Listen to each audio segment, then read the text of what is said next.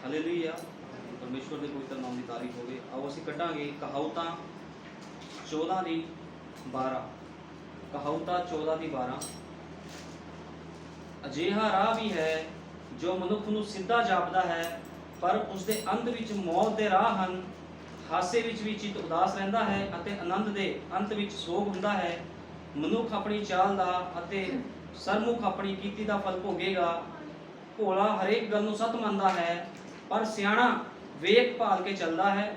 ਬੁੱਧਮਾਨ ਤਾਂ ਭੈ ਕਰਕੇ ਬੁਰਾਈ ਤੋਂ ਲਾਂਭੇ ਰਹਿੰਦਾ ਹੈ, ਪਰ ਮੂਰਖ ਢੀਠ ਹੋ ਕੇ ਨਿਡਰ ਰਹਿੰਦਾ ਹੈ। ਆਓ ਪੜੇ ਹੋਏ ਵਚਨ ਲਈ ਪ੍ਰਾਰਥਨਾ ਕਰਦੇ।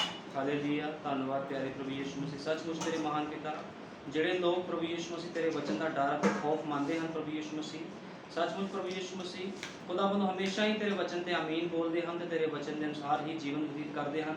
ਲੇਕਿਨ ਮੂਰਖ ਲੋਕ ਖੁਦਾਵੰਦ ਪ੍ਰਭੂ ਜੀ ਤੇਰੇ ਵਚਨ ਨੂੰ ਪ੍ਰਭੂ ਜੀ ਤੁੱਛ ਸਮਝ ਬੈਠਦੇ ਹਨ ਤੇ ਮੇਰੇ ਮਹਾਨ ਪਿਤਾ ਆਖਿਰ ਦੇ ਵਿੱਚ ਪ੍ਰਭੂ ਯਿਸੂ ਮਸੀਹ ਮੌਤ ਨੂੰ ਪ੍ਰਾਪਤ ਕਰਦੇ ਹਨ।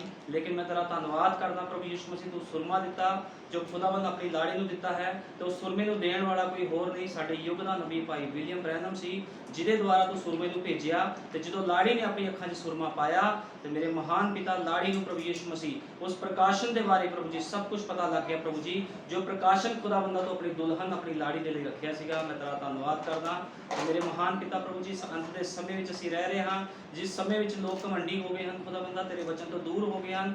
ਹਰ ਕੋਈ ਖੁਦਾਵੰਦ ਪ੍ਰਭੂ ਯਿਸੂ ਮਸੀਹ ਆਪਣੀ ਤਿਆਰੀ ਵਿੱਚ ਲੱਗਾ ਹੈ, ਲੇਕਿਨ ਦੁਲਹਨ ਵੀ ਇੱਕ ਤਿਆਰੀ 'ਚ ਲੱਗੀ ਹੈ। ਦੁਲਹਨ ਦੀ ਤਿਆਰੀ ਹੈ ਤੇਰੇ ਵਚਨ ਨੂੰ ਪੂਰਾ ਕਰਨਾ ਤੇ ਰੈਪਚਰ ਵਿੱਚ ਜਾਣਾ, ਲੇਕਿਨ ਸੰਸਾਰ ਕਿਸੇ ਹੋਰ ਤਿਆਰੀ ਦੇ ਵਿੱਚ ਹੈ। ਲੇਕਿਨ ਮੇਰੇ ਮਹਾਨ ਪਿਤਾ, ਜੋ ਕੋਈ ਮੇਰੇ ਮਹਾਨ ਪਿਤਾ ਤੇਰੇ ਵਚਨ ਦੇ ਅਨੁਸਾਰ ਜੀਵਨ ਬਤੀਤ ਕਰਦਾ ਹੋਇਆ ਨਾ ਲੱਭਾ, ਉਹ ਮੇਰੇ ਮਹਾਨ ਪਿਤਾ ਨਰਕ ਦੀ ਅੱਗ ਵਿੱਚ ਸਿੱਟਿਆ ਜਾਵੇਗਾ। ਲੇਕਿਨ ਤੇਰੀ ਦੁਲਹਨ ਪ੍ਰਭੂ ਜੀ ਤੈਨੂੰ ਮਿਲਣ ਦੇ ਲਈ ਆਪਣੇ ਆਪ ਨੂੰ ਤਿਆਰ ਕਰ ਰਹੀ ਹੈ। ਮੈਂ ਤੇਰਾ ਧੰਨਵਾਦ ਕਰਦਾ।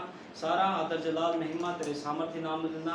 ਜਿੰਨੇ ਭੈਣ ਭਾਈ ਸਥਾਨ 'ਚ ਬੈਠੇ ਹਨ, ਅੱਜ ਦਾ ਵਚਨ, ਅੱਜ ਦਾ ਛੋਟਾ ਸੰਦੇਸ਼ ਖੁਦਾਵੰਦ ਪ੍ਰਭੂ ਜੀ ਇਹਨਾਂ ਦੇ ਹਿਰਦਿਆਂ ਦੇ ਵਿੱਚ ਉਤਰੇ ਖੁਦਾਵੰਦ, ਤਾਂ ਕਿ ਮੇਰੇ ਮਹਾਨ ਪਿਤਾ ਆਪਣੇ ਜੀਵਨਾਂ ਦੇ ਵਿੱਚ ਤੇਰੇ ਵਚਨ ਨੂੰ ਲੈ ਕੇ ਆ ਸਕਣ, ਕਿਉਂਕਿ ਤੇਰਾ ਵਚਨ ਹੀ ਹੈ ਜੋ ਜੀਵਨ ਦਿੰਦਾ ਹੈ। ਤੇਰੇ ਵਚਨ ਤੋਂ ਇਲਾਵਾ ਕਿਸੇ ਵੀ ਚੀਜ਼ ਦੇ ਵਿੱਚ ਕੋਈ ਜੀਵਨ ਨਹੀਂ ਹੈ, ਕਿਸੇ ਵੀ ਸਥਾਨ 'ਚ ਜੀਵਨ ਨਹੀਂ ਹੈ, ਲੇਕਿਨ ਤੇਰੇ ਵਚਨ ਦੇ ਵਿੱਚ ਜੀਵਨ ਹੈ। ਜੋ ਕੋਈ ਤੇਰਾ ਮਾਂਸ ਅਤੇ ਲਹੂ ਖਾਂਦਾ ਪੀਂਦਾ ਹੈ ਪ੍ਰਭੂ ਜੀ, ਉਸਦੇ ਕੋਲ ਅਨੰਤ ਜੀਵਨ ਹੈ। ਲੇਕਿਨ ਮੇਰੇ ਮਹਾਨ ਪਿਤਾ, ਜੋ ਕੋਈ ਤੇਰੇ ਮਾਂਸ ਅਤੇ ਲਹੂ ਨੂੰ ਖਾਂਦਾ ਪੀਂਦਾ ਨਹੀਂ, ਤੇਰੇ ਵਚਨ ਦੇ ਅਨੁਸਾਰ ਜੀਵਨ ਨਹੀਂ ਬਤੀਤ ਕਰਦਾ, ਉਹ ਮੇਰੇ ਮਹਾਨ ਪਿਤਾ ਰਾਹ ਤੋਂ ਭੁੱਲਿਆ ਹੋਇਆ ਹੈ ਖੁਦਾਵੰਦਾ। ਤੇ ਪ੍ਰਭੂ ਯਿਸੂ ਮਸੀਹ ਤੇ ਵੱਡੀ ਦਇਆ ਕਰ ਪ੍ਰਭੂ ਜੀ, ਕਿਰਪਾ ਕਰ। ਅੱਜ ਦੇ ਵਚਨ ਨੂੰ, ਅੱਜ ਦੇ ਸੰਦੇਸ਼ ਨੂੰ ਖੋਲ। ਸਾਰਾ ਆਦਰ ਜਲਾਲ ਮਹਿਮਾ ਪ੍ਰਭੂ ਯਿਸੂ ਮਸੀਹ ਦੇ ਸਾਮਰਥੀ ਨਾਮ ਨੂੰ ਮਿਲੇ। ਤੂੰ ਵੱਧਦਾ ਜਾਵੇਂ, ਅਸੀਂ ਘਟਦੇ ਜਾਈਏ ਖੁਦਾ। ਦਇਆ ਕਰ, ਕਿਰਪਾ ਕਰ, ਤੇਰੇ ਨਾਮ ਪ੍ਰਭੂ ਯਿਸੂ ਮਸੀਹ ਦੇ ਵਿੱਚ ਮੰਗਦੇ ਆਮੀਨ। ਹਾਲੇਲੂਇਆ। ਪਰਮੇਸ਼ਵਰ ਦੇ ਪਵਿੱਤਰ ਨਾਮ ਦੀ ਤਾਰੀਫ ਹੋਵੇ। ਅਸੀਂ ਪੜ੍ਹਿਆ ਕਹਾਵਤਾਂ ਦੇ ਵਿੱਚ, ਅਸੀਂ ਪੜ੍ਹਿਆ ਆ ਬੁੱਧਮਾਨ ਭੈ ਕਰਕੇ ਬੁਰਾਈ ਤੋਂ ਲਾਂਭੇ ਰਹਿੰਦਾ ਹੈ, ਪਰ ਮੂਰਖ ਢੀਠ ਹੋ ਕੇ ਨਿਡਰ ਰਹਿੰਦਾ ਹੈ। ਜਿਹੜਾ ਬੁੱਧਮਾਨ ਮਨੁੱਖ ਹੁੰਦਾ ਉਹਨੂੰ ਪਤਾ ਆ ਕਿ ਬੁਰਾਈ ਤੋਂ ਲਾਂਭੇ ਰਹਿਣਾ, ਲੇਕਿਨ ਜਿਹੜੇ ਮੂਰਖ ਇਨਸਾਨ ਆ ਉਹ ਢੀਠ ਬਣ ਕੇ ਜੀਵਨ ਬਤੀਤ ਕਰਦੇ ਆ। ਜੋ ਮਰਜ਼ੀ ਉਹਨਾਂ ਨੂੰ ਸਮਝਾਓ, ਲੇਕਿਨ ਉਹ ਲੋਕ ਕੀ ਕਰਦੇ, ਕਹਿਣਾ ਨਹੀਂ ਮੰਨਦੇ। ਇਸੇ ਹੀ ਤਰ੍ਹਾਂ ਅਸੀਂ ਬਾਈਬਲ 'ਚੋਂ ਕਈ ਵਾਰ ਪੜ੍ਹਿਆ, ਬਾਈਬਲ ਦੇ ਵਿੱਚ ਅਸੀਂ ਪੜ੍ਹਿਆ ਜਦੋਂ ਯਿਸੂ ਮਸੀਹ ਦੇ ਕੋਲ ਇੱਕ ਅਮੀਰ ਮਨੁੱਖ ਆਇਆ ਤੇ ਕਹਿੰਦਾ, ਪ੍ਰਭੂ ਜੀ ਮੈਂ ਅਨੰਤ ਜੀਵਨ ਪ੍ਰਾਪਤ ਕਰਨਾ ਚਾਹੁੰਦਾ, ਮੈਂ ਕੀ ਕਰਾਂ? ਤੇ ਯਿਸੂ ਮਸੀਹ ਨੇ ਉਸ ਨੂੰ ਕਿਹਾ, ਆਪਣਾ ਸਭ ਕੁਝ ਵੇਚ ਤੇ ਮੇਰੇ ਪਿੱਛੇ ਹੋ ਲੈ। ਪਹਿਲਾਂ ਪ੍ਰਭੂ ਨੇ ਉਹਨੂੰ ਕਿਹਾ ਸੀਗਾ ਵੀ ਤੂੰ ਹੁਕਮਾਂ ਨੂੰ ਮੰਨਿਆ ਕਰ। ਉਹ ਕਹਿੰਦਾ ਮੈਂ ਸਾਰੇ ਹੁਕਮ ਮੰਨਦਾ, ਬਚਪਨ ਤੋਂ ਸਭ ਕੁਝ ਕਰਦਾ ਮੈਂ। ਲੇਕਿਨ ਪ੍ਰਭੂ ਕਹਿੰਦਾ ਜੇ ਤੂੰ ਅਨੰਤ ਜੀਵਨ ਚਾਹਨਾ, ਆਪਣਾ ਸਭ ਕੁਝ ਕੰਗਾਲਾਂ ਨੂੰ ਵੇਚ ਤੇ ਮੇਰੇ ਪਿੱਛੇ ਹੋ ਤੁਰ। ਲੇਕਿਨ ਉਹਨੇ ਕੀ ਕੀਤਾ, ਪੈਸੇ ਦੇ ਖਾਤਰ ਉਹ ਆਪਣੇ ਉਦੇਸ਼ ਤੋਂ ਲਾਂਭੇ ਹੋ ਗਿਆ। ਖੁਦਾ ਨੇ ਉਹਦੇ ਜੀਵਨ 'ਚ ਇੱਕ ਉਦੇਸ਼ ਦਾ ਆਫਰ ਰੱਖਿਆ ਸੀ। ਖੁਦਾ ਨੇ ਇੱਕ ਆਫਰ ਰੱਖਿਆ ਸੀ ਉਹਦੇ ਜੀਵਨ ਦੇ ਵਿੱਚ ਵੀ ਜੇ ਤੂੰ ਅਨੰਤ ਜੀਵਨ ਚਾਹਨਾ, ਮੇਰਾ ਕਹਿਣਾ ਮੰਨ। ਕਿਉਂਕਿ ਖੁਦਾ ਕੀ ਕਰਦਾ, ਜੇ ਖੁਦਾ ਕਿਸ ਨੂੰ ਅਨੰਤ ਜੀਵਨ ਜੀਣਾ ਚਾਹੁੰਦਾ ਆ, ਉਹ ਸਭ ਤੋਂ ਪਹਿਲਾਂ ਉਹ ਤੋਂ ਹਰ ਇੱਕ ਚੀਜ਼ ਨੂੰ ਛਡਾ ਦਿੰਦਾ ਹੈ। ਕਿਉਂਕਿ ਖੁਦਾਵੰਦ ਕਦੇ ਵੀ ਖਾਲੀ ਭਾਂਡੇ ਨੂੰ ਇਸਤੇਮਾਲ ਨਹੀਂ ਕਰਦਾ। ਖੁਦਾਵੰਦ ਹਮੇਸ਼ਾ ਭਰੇ ਹੋਏ ਨੂੰ ਇਸਤੇਮਾਲ ਕਰਦਾ, ਤੇ ਖੁਦਾਵੰਦ ਜਦੋਂ ਕਿਸ ਨੂੰ ਭਰ ਕੇ ਇਸਤੇਮਾਲ ਕਰਦਾ, ਫਿਰ ਉਹਨੂੰ ਲਾਂਭੇ ਕਰ ਦਿੰਦਾ। ਅਸੀਂ ਪੜ੍ਹਿਆ ਕਈ ਵਾਰ ਬਾਈਬਲ ਦੇ ਵਿੱਚ, ਜਦੋਂ ਅਲੀਸ਼ਾ ਉਸ ਤੀਵੀ ਦੇ ਕੋਲ ਗਿਆ ਤੇ ਉਹਨੇ ਕਿਹਾ ਆਪਣੇ ਭਾਂਡਿਆਂ ਦੇ ਵਿੱਚ ਤੇਲ ਇਕੱਠਾ ਕਰੀ, ਜਿਹੜਾ ਭਰਦਾ ਜਾਵੇ ਉਹਨੂੰ ਵੱਖ ਕਰਦਾ ਜਾਵੇ, ਵੱਖ ਕਰਦੀ ਜਾਵੇ। ਤੇ ਕੀ ਹੋਇਆ, ਉਹਨੇ ਵੱਖ ਕੀਤਾ। ਇਸੇ ਤਰ੍ਹਾਂ ਖੁਦਾਵੰਦ ਜਦੋਂ ਕਿਸ ਨੂੰ ਭਰਦਾ ਆਪਣੇ ਵਚਨ ਦੇ ਨਾਲ, ਉਹਨੂੰ ਸੰਸਾਰ ਤੋਂ ਅੱਡ ਕਰਦਾ। ਲੇਕਿਨ ਅੱਜ ਸੰਸਾਰੀ ਲੋਕ ਕੀ ਕਰਦੇ ਆ, ਉਹ ਆਪਣੇ ਆਪ ਨੂੰ ਵਚਨ ਦੇ ਨਾਲ ਭਰਨਾ ਨਹੀਂ ਚਾਹੁੰਦੇ। ਹਰ ਕੋਈ ਬੰਦਾ ਇੱਕ ਦੌੜ ਦੇ ਵਿੱਚ ਲੱਗਿਆ। ਭਾਈ ਬ੍ਰਾਹਨਮ ਨੇ ਕਿਹਾ, ਕੋਈ ਬੰਦਾ ਪੈਸੇ ਦੀ ਦੌੜ 'ਚ ਲੱਗਿਆ, ਕੋਈ ਲੱਗਿਆ ਮੈਂ ਆਪਣੇ ਬੱਚਿਆਂ ਨੂੰ ਇੰਗਲੈਂਡ ਭੇਜਣਾ, ਅਮਰੀਕਾ ਭੇਜਣਾ। ਹਰ ਕੋਈ ਬੰਦੇ ਦਾ ਆਪਣਾ ਆਪਣਾ ਉਦੇਸ਼ ਆ, ਲੇਕਿਨ ਪਰਮੇਸ਼ਵਰ ਦਾ ਉਦੇਸ਼ ਪੂਰਾ ਕਰਨ ਵਾਲਾ ਕੋਈ ਨਹੀਂ ਦੇਖਦਾ। ਲੇਕਿਨ ਖੁਦਾ ਦਾ ਸ਼ੁਕਰਗੁਜ਼ਾਰ ਹਾਂ ਮੈਂ, ਇੱਕ ਛੋਟਾ ਝੁੰਡ ਹੈ ਜਿਹਦਾ ਨਾਮ ਦੁਲਹਨ ਹੈ, ਲਾੜੀ ਹੈ, ਜੋ ਇਸ ਜਗਤ ਦੀ ਨੀਂਹ ਧਰਨ ਤੋਂ ਪਹਿਲਾਂ ਹੀ ਖੁਦਾ ਨੇ ਆਪਣੇ ਪਵਿੱਤਰ ਲੋਕ ਠਹਿਰਾਏ ਸੀ, ਜਿਨ੍ਹਾਂ ਨੇ ਖੁਦਾ ਦੇ ਉਦੇਸ਼ ਨੂੰ ਪੂਰਾ ਕਰਨਾ। ਲੇਕਿਨ ਹਰ ਕੋਈ ਖੁਦਾ ਦੇ ਉਦੇਸ਼ ਨੂੰ ਪੂਰਾ ਨਹੀਂ ਕਰ ਸਕਦਾ। ਦੌੜਦੇ ਬਹੁਤ ਆ, ਚਰਚਾ ਵਿੱਚ ਬਹੁਤ ਲੋਕ ਆਉਂਦੇ ਆ, ਸੰਦੇਸ਼ ਨੂੰ ਬਹੁਤ ਲੋਕ ਗ੍ਰਹਿਣ ਕਰਦੇ ਆ, ਲੇਕਿਨ ਰੈਪਚਰ ਵਿੱਚ ਸਾਰੇ ਨਹੀਂ ਜਾਣਗੇ। ਇਸ ਗੱਲ ਨੂੰ ਹਮੇਸ਼ਾ ਯਾਦ ਰੱਖਣਾ। ਹਰ ਬੰਦਾ ਸੰਦੇਸ਼ ਦੇ ਚਰਚ ਵਿੱਚ ਆਉਣ ਵਾਲਾ ਰੈਪਚਰ 'ਚ ਨਹੀਂ ਜਾਵੇਗਾ। ਉਹੀ ਜਾਵੇਗਾ ਜਿਹੜਾ ਖੁਦਾਵੰਦ ਦੀ ਮਰਜ਼ੀ ਨੂੰ ਪੂਰਾ ਕਰੇਗਾ। ਤੇ ਅੱਜ ਕੀ ਆ, ਲੋਕ ਸੋਚਦੇ ਸੀ ਸੰਦੇਸ਼ ਦੇ ਚਰਚ ਚਲੇ ਗਏ ਆ, ਅਸੀਂ ਯਿਸੂ ਮਸੀਹ ਨਾਮ 'ਚ ਬਸਮਾ ਲੈ ਲਿਆ, ਕਾਫੀ ਹੈ। ਲੇਕਿਨ ਜੇ ਤੁਸੀਂ ਆਪਣਾ ਜੀਵਨ ਨਹੀਂ ਸੁਧਾਰਦੇ, ਖੁਦਾਵੰਦ ਨੇ ਇੱਕ ਵੀ ਕਮੀ ਨਹੀਂ ਰਹਿਣ ਦੇਣੀ ਬੰਦੇ 'ਚ। ਇੱਕ ਵੀ ਕਮੀ ਰਹਿ ਗਈ ਉਹਨੇ ਇੱਥੇ ਛੱਡ ਦੇਣਾ। ਤੁਹਾਨੂੰ ਪਤਾ ਜਦੋਂ ਏਰੋਪਲੇਨ ਜਾਂ ਜਹਾਜ਼ ਉੱਡਦਾ ਆ, ਜਹਾਜ਼ ਉੱਡਣ ਤੋਂ ਪਹਿਲਾਂ ਜਦੋਂ ਹਵਾਈ ਜਹਾਜ਼ ਉੱਡਦਾ ਆ, ਉਹਦੀ ਕਈ ਘੰਟੇ ਤੱਕ ਜਾਂਚ ਕੀਤੀ ਜਾਂਦੀ ਹੈ। ਛੋਟੀ ਛੋਟੀ ਬਰੀਕੀਆਂ ਵੀ ਨੋਟ ਕੀਤੀਆਂ ਜਾਂਦੀਆਂ। ਜੇ ਛੋਟੀ ਜਿਹੀ ਵੀ ਗਲਤੀ ਜਾਂ ਬਰੀਕੀ ਉਹਦੇ ਵਿੱਚ ਰਹਿ ਜਾਵੇ ਤੇ ਇੱਕ ਹਾਦਸਾ ਹੋ ਜਾਂਦਾ ਤੇ ਸਾਰੇ ਹੀ ਮਾਰੇ ਜਾਂਦੇ। ਪਾਇਲਟ ਵੀ ਮਾਰਿਆ ਜਾਂਦਾ, ਕਰੂ ਮੈਂਬਰ ਵੀ ਮਾਰੇ ਜਾਂਦੇ, ਜਿਹੜੇ ਵਿੱਚ ਬੈਠੇ ਹੁੰਦੇ ਸਵਾਰੀਆਂ ਉਹ ਵੀ ਮਾਰੀਆਂ ਜਾਂਦੀਆਂ ਆ। ਇਸ ਕਰਕੇ ਜਦੋਂ ਖੁਦਾਵੰਦ ਆਪਣੇ ਸੇਵਕ ਨੂੰ ਨਿਯੁਕਤ ਕਰਦਾ, ਕਿਸ ਨੂੰ, ਜਿਹੜਾ ਸੇਵਕ ਲੋਕਾਂ ਨੂੰ ਰੈਪਚਰ ਵਾਸਤੇ ਤਿਆਰ ਕਰੇ, ਤੇ ਖੁਦਾਵੰਦ ਉਹਨੂੰ ਸੰਸਾਰ ਤੋਂ ਪੂਰੀ ਤਰ੍ਹਾਂ ਮਾਰ ਦਿੰਦਾ। ਲੇਕਿਨ ਅੱਜ ਲੋਕਾਂ ਨੂੰ ਸੇਵਕਾਂ ਦੀ ਵੀ ਪਛਾਣ ਨਹੀਂ।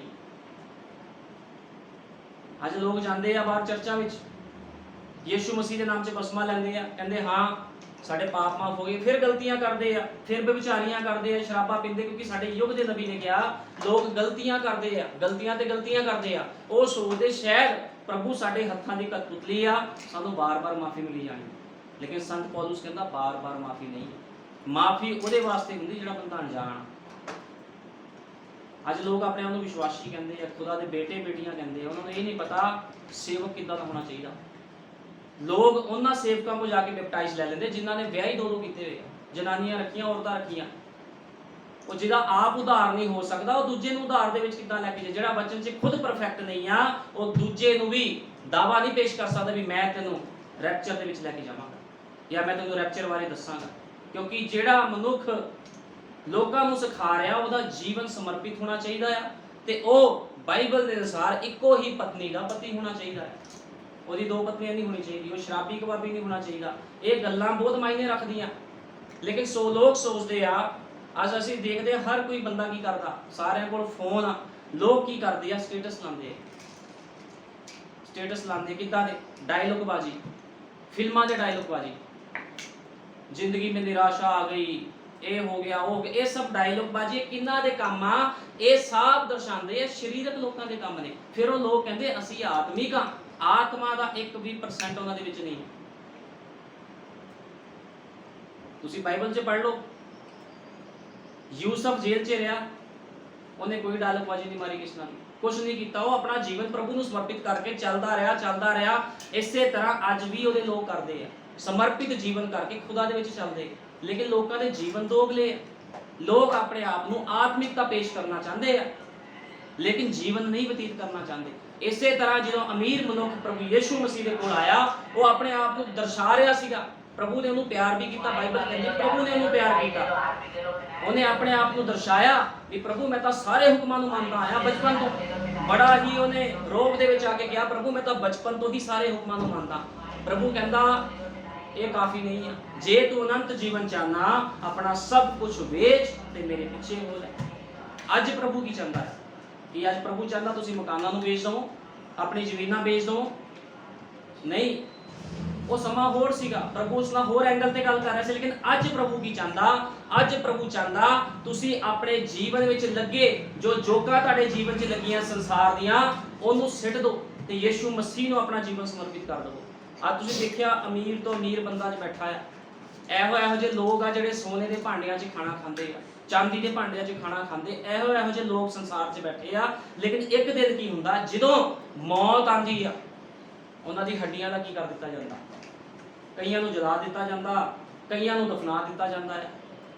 ਭਾਈ ਬ੍ਰੈਨਮ ਨੇ ਕਿਹਾ, ਇੱਕ ਸੰਦੇਸ਼ 'ਚ ਭਾਈ ਬ੍ਰੈਨਮ ਨੇ ਕਿਹਾ ਤੁਹਾਡੀਆਂ ਲਾਲ ਗੱਲਾਂ ਜਿਹੜੇ ਵੀ ਬੜੀ ਰੌਣਕ ਮਾਰ ਰਹੀਆਂ, ਤੁਹਾਡੀਆਂ ਲਾਲ ਗੱਲਾਂ ਜਦੋਂ ਕਬਰ ਦੇ ਵਿੱਚ ਤੁਸੀਂ ਜਾਓਗੇ ਉਹ ਸਭ ਕੁਝ ਮਿੱਟੀ ਹੋ ਜਾਣਾ, ਸਾਰਾ ਕੁਝ ਮਿੱਟੀ ਹੋ ਜਾਣਾ। ਲੇਕਿਨ ਜਿਹੜੇ ਲੋਕ ਖੁਦਾ ਦੇ ਵਿੱਚ ਚੱਲਦੇ ਆ ਉਹਨਾਂ ਦੇ ਲਈ ਆਸ ਹੈ। ਪਿਛਲੇ ਸਮੇਂ ਦੇ ਵਿੱਚ ਸਾਡੇ ਬਹੁਤ ਸੇਵਕ ਪ੍ਰਭੂ ਦੇ ਕੋਲ ਚਲੇ ਗਏ, ਲੇਕਿਨ ਸਾਨੂੰ ਉਸ ਦਾ ਕੋਈ ਕੰਮ ਨਹੀਂ ਹੈ, ਕਿਉਂਕਿ ਅਸੀਂ ਜਾਣਦੇ ਆ ਇੱਕ ਦਿਨ ਉਹ ਫਿਰ ਜਿਉਂਦਾ ਖੜੇ ਹੋ ਜਾਣਗੇ, ਰੈਪਚਰ ਵਿੱਚ ਜਾਣਗੇ। ਇਸ ਕਰਕੇ ਉਹਨਾਂ ਲੋਕਾਂ ਨੂੰ ਜਿਹੜੇ ਲੋਕ ਬਚਨ ਤੋਂ ਬਾਹਰ ਆ ਉਹਨਾਂ ਲੋਕਾਂ ਨੂੰ ਟੈਨਸ਼ਨ ਆ, ਲੇਕਿਨ ਜਿਹੜੇ ਲੋਕ ਖੁਦਾ ਦੇ ਵਿੱਚ ਸੌਂਦੇ ਆ ਮਰਦੇ ਉਹਨਾਂ ਨੂੰ ਕੋਈ ਟੈਨਸ਼ਨ ਨਹੀਂ ਹੈ। ਅਮੀਰ ਮਨੁੱਖ ਜਦੋਂ ਮਰਿਆ, ਬਾਈਬਲ ਸਾਫ਼ ਬਿਆਨ ਕਰਦੀ ਆ ਅਮੀਰ ਮਨੁੱਖ ਕਿਉਂ ਮਰਿਆ, ਕਿਉਂਕਿ ਉਹਨੇ ਜਿਉਂਦੇ ਯਹੋਵਾ ਪਰਮੇਸ਼ਵਰ ਦੀ ਅਣਆਗਿਆਕਾਰੀ ਕੀਤੀ ਤੇ ਗਿਆ ਕਿੱਥੇ?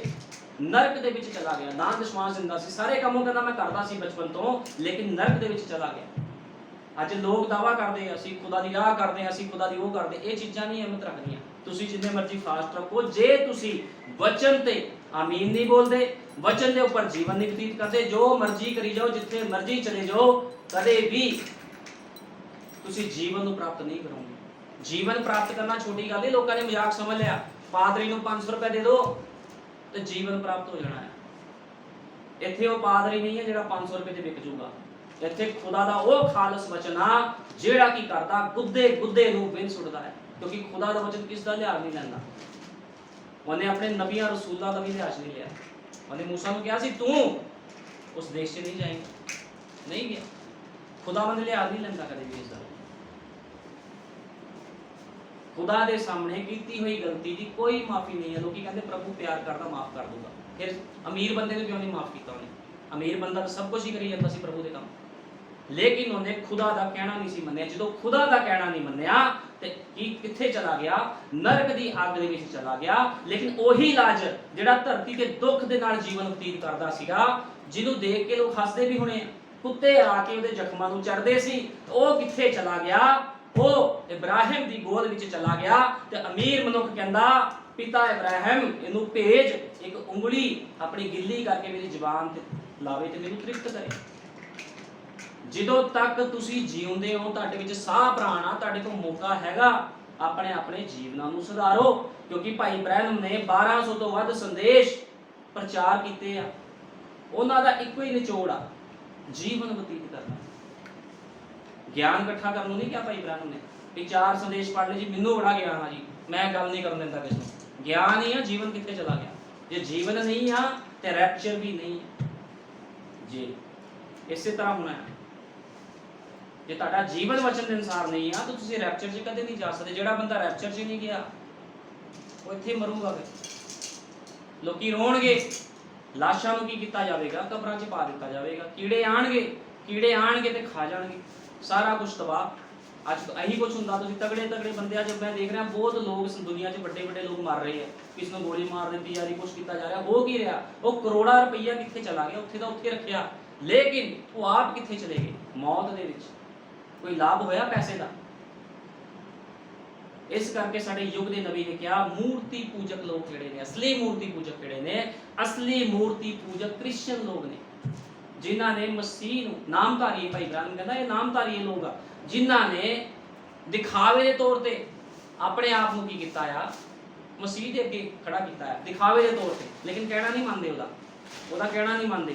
ਔਰ ਅਸੀਂ ਪੜਾਂਗੇ ਮੱਤੀ 23:15 ਮੱਤੀ 23:15 ਚ ਲਿਖਿਆ ਆ, ਹੇ ਕਪਟੀ ਗ੍ਰੰਥੀਓ ਅਤੇ ਫਰੀਸੀਓ, ਤੁਹਾਡੇ ਉੱਤੇ ਹਾਏ ਹਾਏ, ਕਿਉਂ ਜੋ ਤੁਸੀਂ ਇੱਕ ਮਨੁੱਖ ਨੂੰ ਆਪਣੇ ਪੰਥ ਵਿੱਚ ਰਲਾਉਣ ਲਈ ਜਲ ਥਲ ਗਾਉਂਦੇ ਹੋ, ਅਤੇ ਜਾਂ ਉਹ ਆ ਚੁੱਕਿਆ ਤਾਂ ਤੁਸੀਂ ਉਸ ਨੂੰ ਆਪਣੇ ਨਾਲੋਂ ਦੂਣਾ ਨਰਕ ਦਾ ਪੁੱਤਰ ਬਣਾਉਂਦੇ ਹੋ। ਹੇ ਅੰਨੇ ਆਗੂਓ, ਤੁਹਾਡੇ ਉੱਤੇ ਹਾਏ ਹਾਏ, ਜਿਹੜੇ ਆਖਦੇ ਹੋ ਭਈ ਜੇ ਕੋਈ ਹੈਕਲ ਦੀ ਸਹੁੰ ਖਾਵੇ ਤਾਂ ਉਸ ਕੁਝ ਗੱਲ ਨਹੀਂ, ਪਰ ਜੇ ਕੋਈ ਹੈਕਲ ਦੇ ਸੋਨੇ ਦੀ ਸਹੁੰ ਖਾਵੇ ਤਾਂ ਉਹ ਪੂਰੀ ਕਰਨੀ ਪਊ। ਹੇ ਮੂਰਖੋ ਅਤੇ ਅੰਨਿਓ, ਕਿਹੜਾ ਵੱਡਾ ਹੈ, ਸੋਨਾ ਜਾਂ ਹੈਕਲ? ਪ੍ਰਭੂ ਯਿਸੂ ਮਸੀਹ ਕਹਿ ਰਿਹਾ, ਕਹਿੰਦਾ ਸੋਨਾ ਵੱਡਾ ਕਿ ਹੈਕਲ ਵੱਡੀ ਆ? ਜਿਸ ਨੇ ਸੋਨੇ ਨੂੰ ਪਵਿੱਤਰ ਕੀਤਾ। ਅਤੇ ਇਹ ਆਖਦੇ ਹੋ ਭਈ ਜੇ ਕੋਈ ਜਗਵੇਦੀ ਦੀ ਸਹੁੰ ਖਾਵੇ ਤਾਂ ਕੁਝ ਗੱਲ ਨਹੀਂ, ਪਰ ਜਿਹੜੀ ਭੇਟ ਉਸ ਉੱਤੇ ਹੈ, ਜੇ ਉਸ ਦੀ ਸਹੁੰ ਖਾਵੇ ਤਾਂ ਉਸ ਨੂੰ ਪੂਰੀ ਕਰਨੀ ਪਊ। ਹੇ ਅੰਨਿਓ, ਕਿਹੜੀ ਵੱਡੀ ਹੈ, ਭੇਟ ਜਾਂ ਜਗਵੇਦੀ, ਜਿਹੜੀ ਭੇਟ ਨੂੰ ਪਵਿੱਤਰ ਕਰਦੀ ਹੈ? ਇਸ ਲਈ ਜੋ ਕੋਈ ਜਗਵੇਦੀ ਦੀ ਸਹੁੰ ਖਾਂਦਾ ਹੈ, ਜੋ ਉਹਦੀ ਅਤੇ ਸਭ ਚੀਜ਼ਾਂ ਦੀ ਜਿਹੜੀਆਂ ਉਸ ਉੱਤੇ ਹਨ ਸਹੁੰ ਖਾਂਦਾ ਹੈ, ਅਤੇ ਜੋ ਕੋਈ ਹੈਕਲ ਦੀ ਸਹੁੰ ਖਾਂਦਾ ਹੈ, ਸੋ ਉਸ ਦੀ ਔਰ ਉਸ ਦੇ ਵਿੱਚ ਰਹਿਣ ਵਾਲੇ ਦੀ ਸਹੁੰ ਖਾਂਦਾ ਹੈ, ਅਤੇ ਜੋ ਕੋਈ ਸਵਰਗ ਦੀ ਸਹੁੰ ਖਾਂਦਾ ਹੈ, ਜੋ ਪਰਮੇਸ਼ਵਰ ਦੇ ਸਿੰਘਾਸਣ ਦੀ ਸਹੁੰ ਖਾਂਦਾ ਹੈ, ਉਸ ਉੱਪਰ ਬੋਲਣ ਵਾਲੇ ਦੀ ਸਹੁੰ ਖਾਂਦਾ ਹੈ। ਹੇ ਕਪਟੀਓ ਤੇ ਗ੍ਰੰਥੀਓ, ਫਰੀਸੀਓ, ਤੁਹਾਡੇ ਉੱਤੇ ਹਾਏ ਹਾਏ, ਤੁਸੀਂ ਪੁਦੀਨੇ ਅਤੇ ਸੌਂਫ ਨੂੰ ਅਤੇ ਜੀਰੇ ਦਾ ਦਸ਼ਵਾਂਸ਼ ਦਿੰਦੇ ਹੋ ਅਤੇ ਤੁਰੇਤ ਦੇ ਸਾਰੇ ਹੁਕਮਾਂ ਦਾ ਅਰਥਾਤ ਨਿਆਂ ਅਤੇ ਦਇਆ ਅਤੇ ਨਿਸ਼ਚਾ ਦਾ ਛੱਡ ਦਿੱਤਾ ਹੈ, ਨਿਸ਼ਚਾ ਨੂੰ ਛੱਡ ਦਿੱਤਾ ਹੈ, ਪਰ ਚਾਹੀਦਾ ਸੀ ਜੋ ਤੁਸੀਂ ਇਹਨਾਂ ਨੂੰ ਕਰਦੇ ਆ ਤੇ ਉਹਨਾਂ ਨੂੰ ਵੀ ਨਾ ਛੱਡਦੇ। ਖੁਦਾਵੰਦ ਤਾੜਦਾ ਹੈ, ਹਰ ਕਿਸੇ ਮਨੁੱਖ ਨੂੰ ਤਾੜਦਾ, ਚਾਹੇ ਉਹਦਾ ਕੋਈ ਸੇਵਕ ਕੋਈ ਵੀ ਆ। ਜਦੋਂ ਯੀਸ਼ੂ ਮਸੀਹ ਧਰਤੀ ਤੇ ਆਇਆ, ਉਸ ਸਮੇਂ ਦੇ ਫੱਕੀ ਫਰੀਸੀਆਂ ਨੂੰ ਉਹ ਤਾੜ ਰਿਹਾ ਸੀਗਾ, ਕਿਉਂਕਿ ਫੱਕੀ ਫਰੀਸੀ ਉਹਨਾਂ ਬਹਿਸਬਾਜ਼ੀ ਕਰਦੇ ਸੀਗੇ, ਗਿਆਨ ਦੇ ਨਾਲ ਭਰੇ ਹੋਏ ਸੀਗੇ। ਉਹ ਕਹਿੰਦੇ ਸਾਨੂੰ ਸਭ ਪਤਾ, ਸਾਨੂੰ ਬਾਈਬਲ ਦੀ ਕੱਲੀ ਕੱਲੀ ਗੱਲ ਪਤਾ, ਲੇਕਿਨ ਜੀਵਨ ਨਹੀਂ ਸੀ ਬਤੀਤ ਕਰਦੇ ਤੇ ਨਾ ਕਿਸ ਨੂੰ ਕਰਨ ਦਿੰਦੇ ਸੀਗੇ। ਇਸ ਕਰਕੇ ਯੀਸ਼ੂ ਮਸੀਹ ਕਹਿੰਦਾ ਚੁਣੀਆਂ ਪੂਤੀਆਂ ਹੋਈਆਂ ਕਬਰਾਂ। ਅੱਜ ਤੁਸੀਂ ਦੇਖੋ ਚਰਚਾਂ ਵਿੱਚ ਜਾਓ, ਵੱਡੇ ਵੱਡੇ ਚਰਚ 2-2 ਲੱਖ ਬੰਦਾ ਬੈਠਦਾ, ਲੇਕਿਨ ਇੱਕ ਬੰਦਾ ਵੀ ਰੈਪਚਰ 'ਚ ਨਹੀਂ ਜਾਵੇਗਾ, ਕਿਉਂਕਿ ਬੈਪਟਾਈਜ਼ ਹੀ ਨਹੀਂ ਹੋਇਆ, ਉਹਨਾਂ ਐਡਮਿਸ਼ਨ ਹੀ ਨਹੀਂ ਹੋਈ।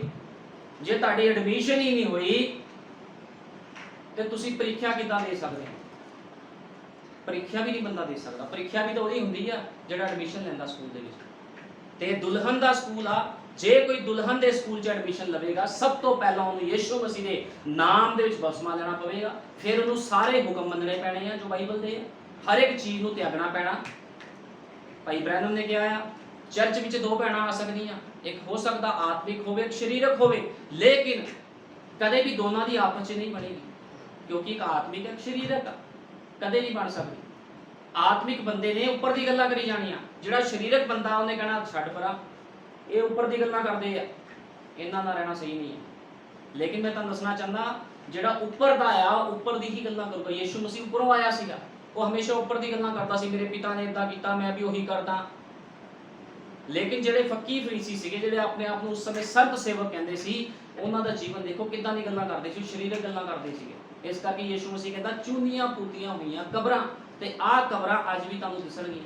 ਉੱਪਰੋਂ ਬਹੁਤ ਸੋਹਣੇ ਆ ਲੋਕਾਂ ਦੇ ਜੀਵਨ, ਦਿਖਣ 'ਚ ਲੱਗ ਰਹੇ, ਲੇਕਿਨ ਜੇ ਤੁਸੀਂ ਅੰਦਰੋਂ ਵੇਖੋਗੇ ਤੇ ਗਲੇ ਸੜੇ ਜੀਵਨ ਆ ਲੋਕਾਂ ਦੇ, ਗਲੇ ਸੜੇ ਹੋਏ ਜੀਵਨ ਆ।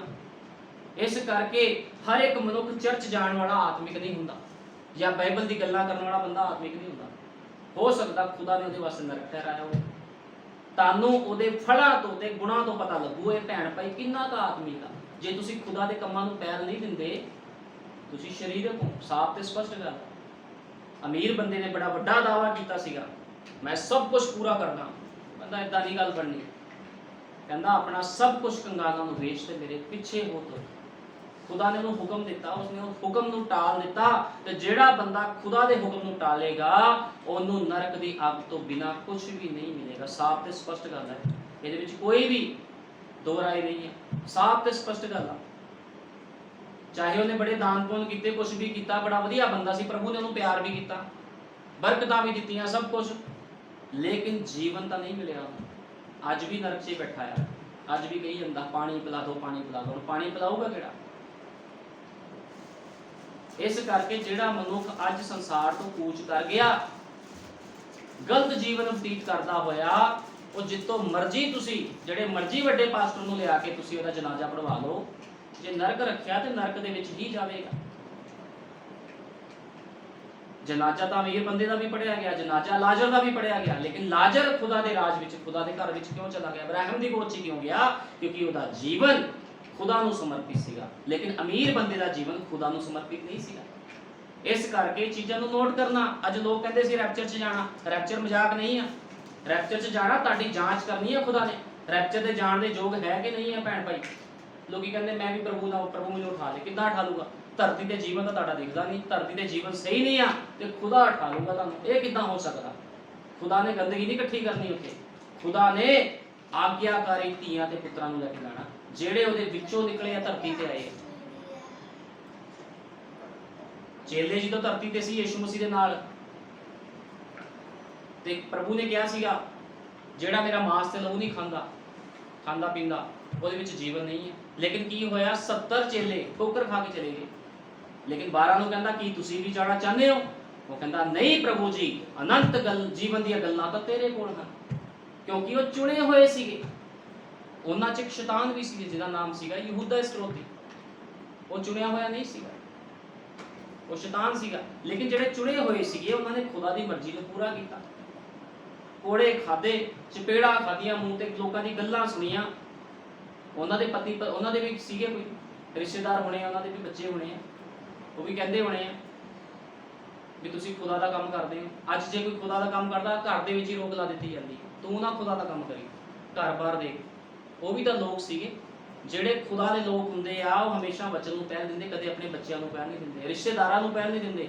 ਖੁਦਾ ਦੇ ਲੋਕ ਹਮੇਸ਼ਾ, ਇਹ ਨਿਸ਼ਾਨੀ ਆ ਪਵਿੱਤਰ ਆਤਮਾ ਪਾਏ ਹੋਏ ਭੈਣ ਭਾਈ ਦੀ ਨਿਸ਼ਾਨੀ, ਉਹਨੇ ਹਮੇਸ਼ਾ ਵਚਨ ਨੂੰ ਪਹਿਲ ਦੇਣੀ, ਚਾਹੇ ਕੀਮਤ ਕੋਈ ਵੀ ਕਿਉਂ ਨਾ ਚੁਕਾਣੀ ਪੈ ਜਾਵੇ, ਕੋਈ ਵੀ ਕੀਮਤ ਕਿਉਂ ਨਾ ਚੁਕਾਣੀ ਪੈ ਜਾਵੇ, ਭਾਵੇਂ ਲੱਖਾਂ ਦਾ ਨੁਕਸਾਨ ਹੋ ਜਾਵੇ, ਭਾਵੇਂ ਜਾਨ ਚਲੀ ਜਾਵੇ। ਅਸੀਂ ਕਈ ਵਾਰ ਗਾਣਾ ਸੁਣਿਆ, ਜਾਵੇ ਤੇ ਜਾਨ ਚਲੀ ਜਾਵੇ ਮੇਰਾ ਈਮਾਨ ਨਾ ਜਾਵੇ। ਯਿਸੂ ਦਾ ਸਿਪਾਹੀ ਹਾਂ, ਯਿਸੂ ਦਾ ਸਿਪਾਹੀ ਬਣਨਾ ਸੌਖਾ ਨਹੀਂ ਆ। ਭਰਤੀ ਹੋਣ ਦਾ ਬਥੇਰੇ ਆ ਜਾਂਦੇ ਆ, ਲੇਕਿਨ ਜਦੋਂ ਚੱਲਣਾ ਪੈਂਦਾ ਆ ਫਿਰ ਪਤਾ ਲੱਗਦਾ ਵੀ ਯਿਸੂ ਦਾ ਸਿਪਾਹੀ ਹੈ ਕੌਣ। ਆਓ ਅਸੀਂ ਕੱਢਾਂਗੇ ਪਹਿਲਾ ਥਸਲੁਕੀਆਂ 4:16, ਪਹਿਲਾ ਥਸਲੁਕੀਆਂ 4:16।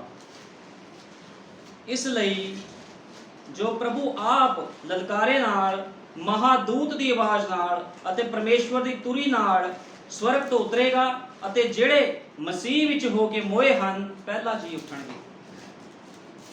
ਕਹਿੰਦਾ ਜਿਹੜਾ ਮਸੀਹ ਵਿੱਚ ਹੋ ਕੇ ਮੋਏ ਹਨ ਪਹਿਲਾ ਜੀ ਉੱਠਣਗੇ, ਤਦ ਅਸੀਂ ਜਿਹੜੇ ਜਿਉਂਦੇ ਹਾਂ ਅਤੇ ਬਾਕੀ ਰਹਿੰਦੇ ਹਾਂ ਉਹਨਾਂ ਦੇ ਨਾਲ ਹੀ ਹਵਾ ਵਿੱਚ ਪ੍ਰਭੂ ਦੇ ਮਿਲਣ ਨੂੰ ਬਦਲਾਂ ਉੱਤੇ ਅਚਾਨਕ ਉਠਾਏ ਜਾਵਾਂਗੇ, ਅਤੇ ਇਸੇ ਤਰ੍ਹਾਂ ਅਸੀਂ ਸਦਾ ਪ੍ਰਭੂ ਦੇ ਸੰਗ ਰਵਾਂਗੇ।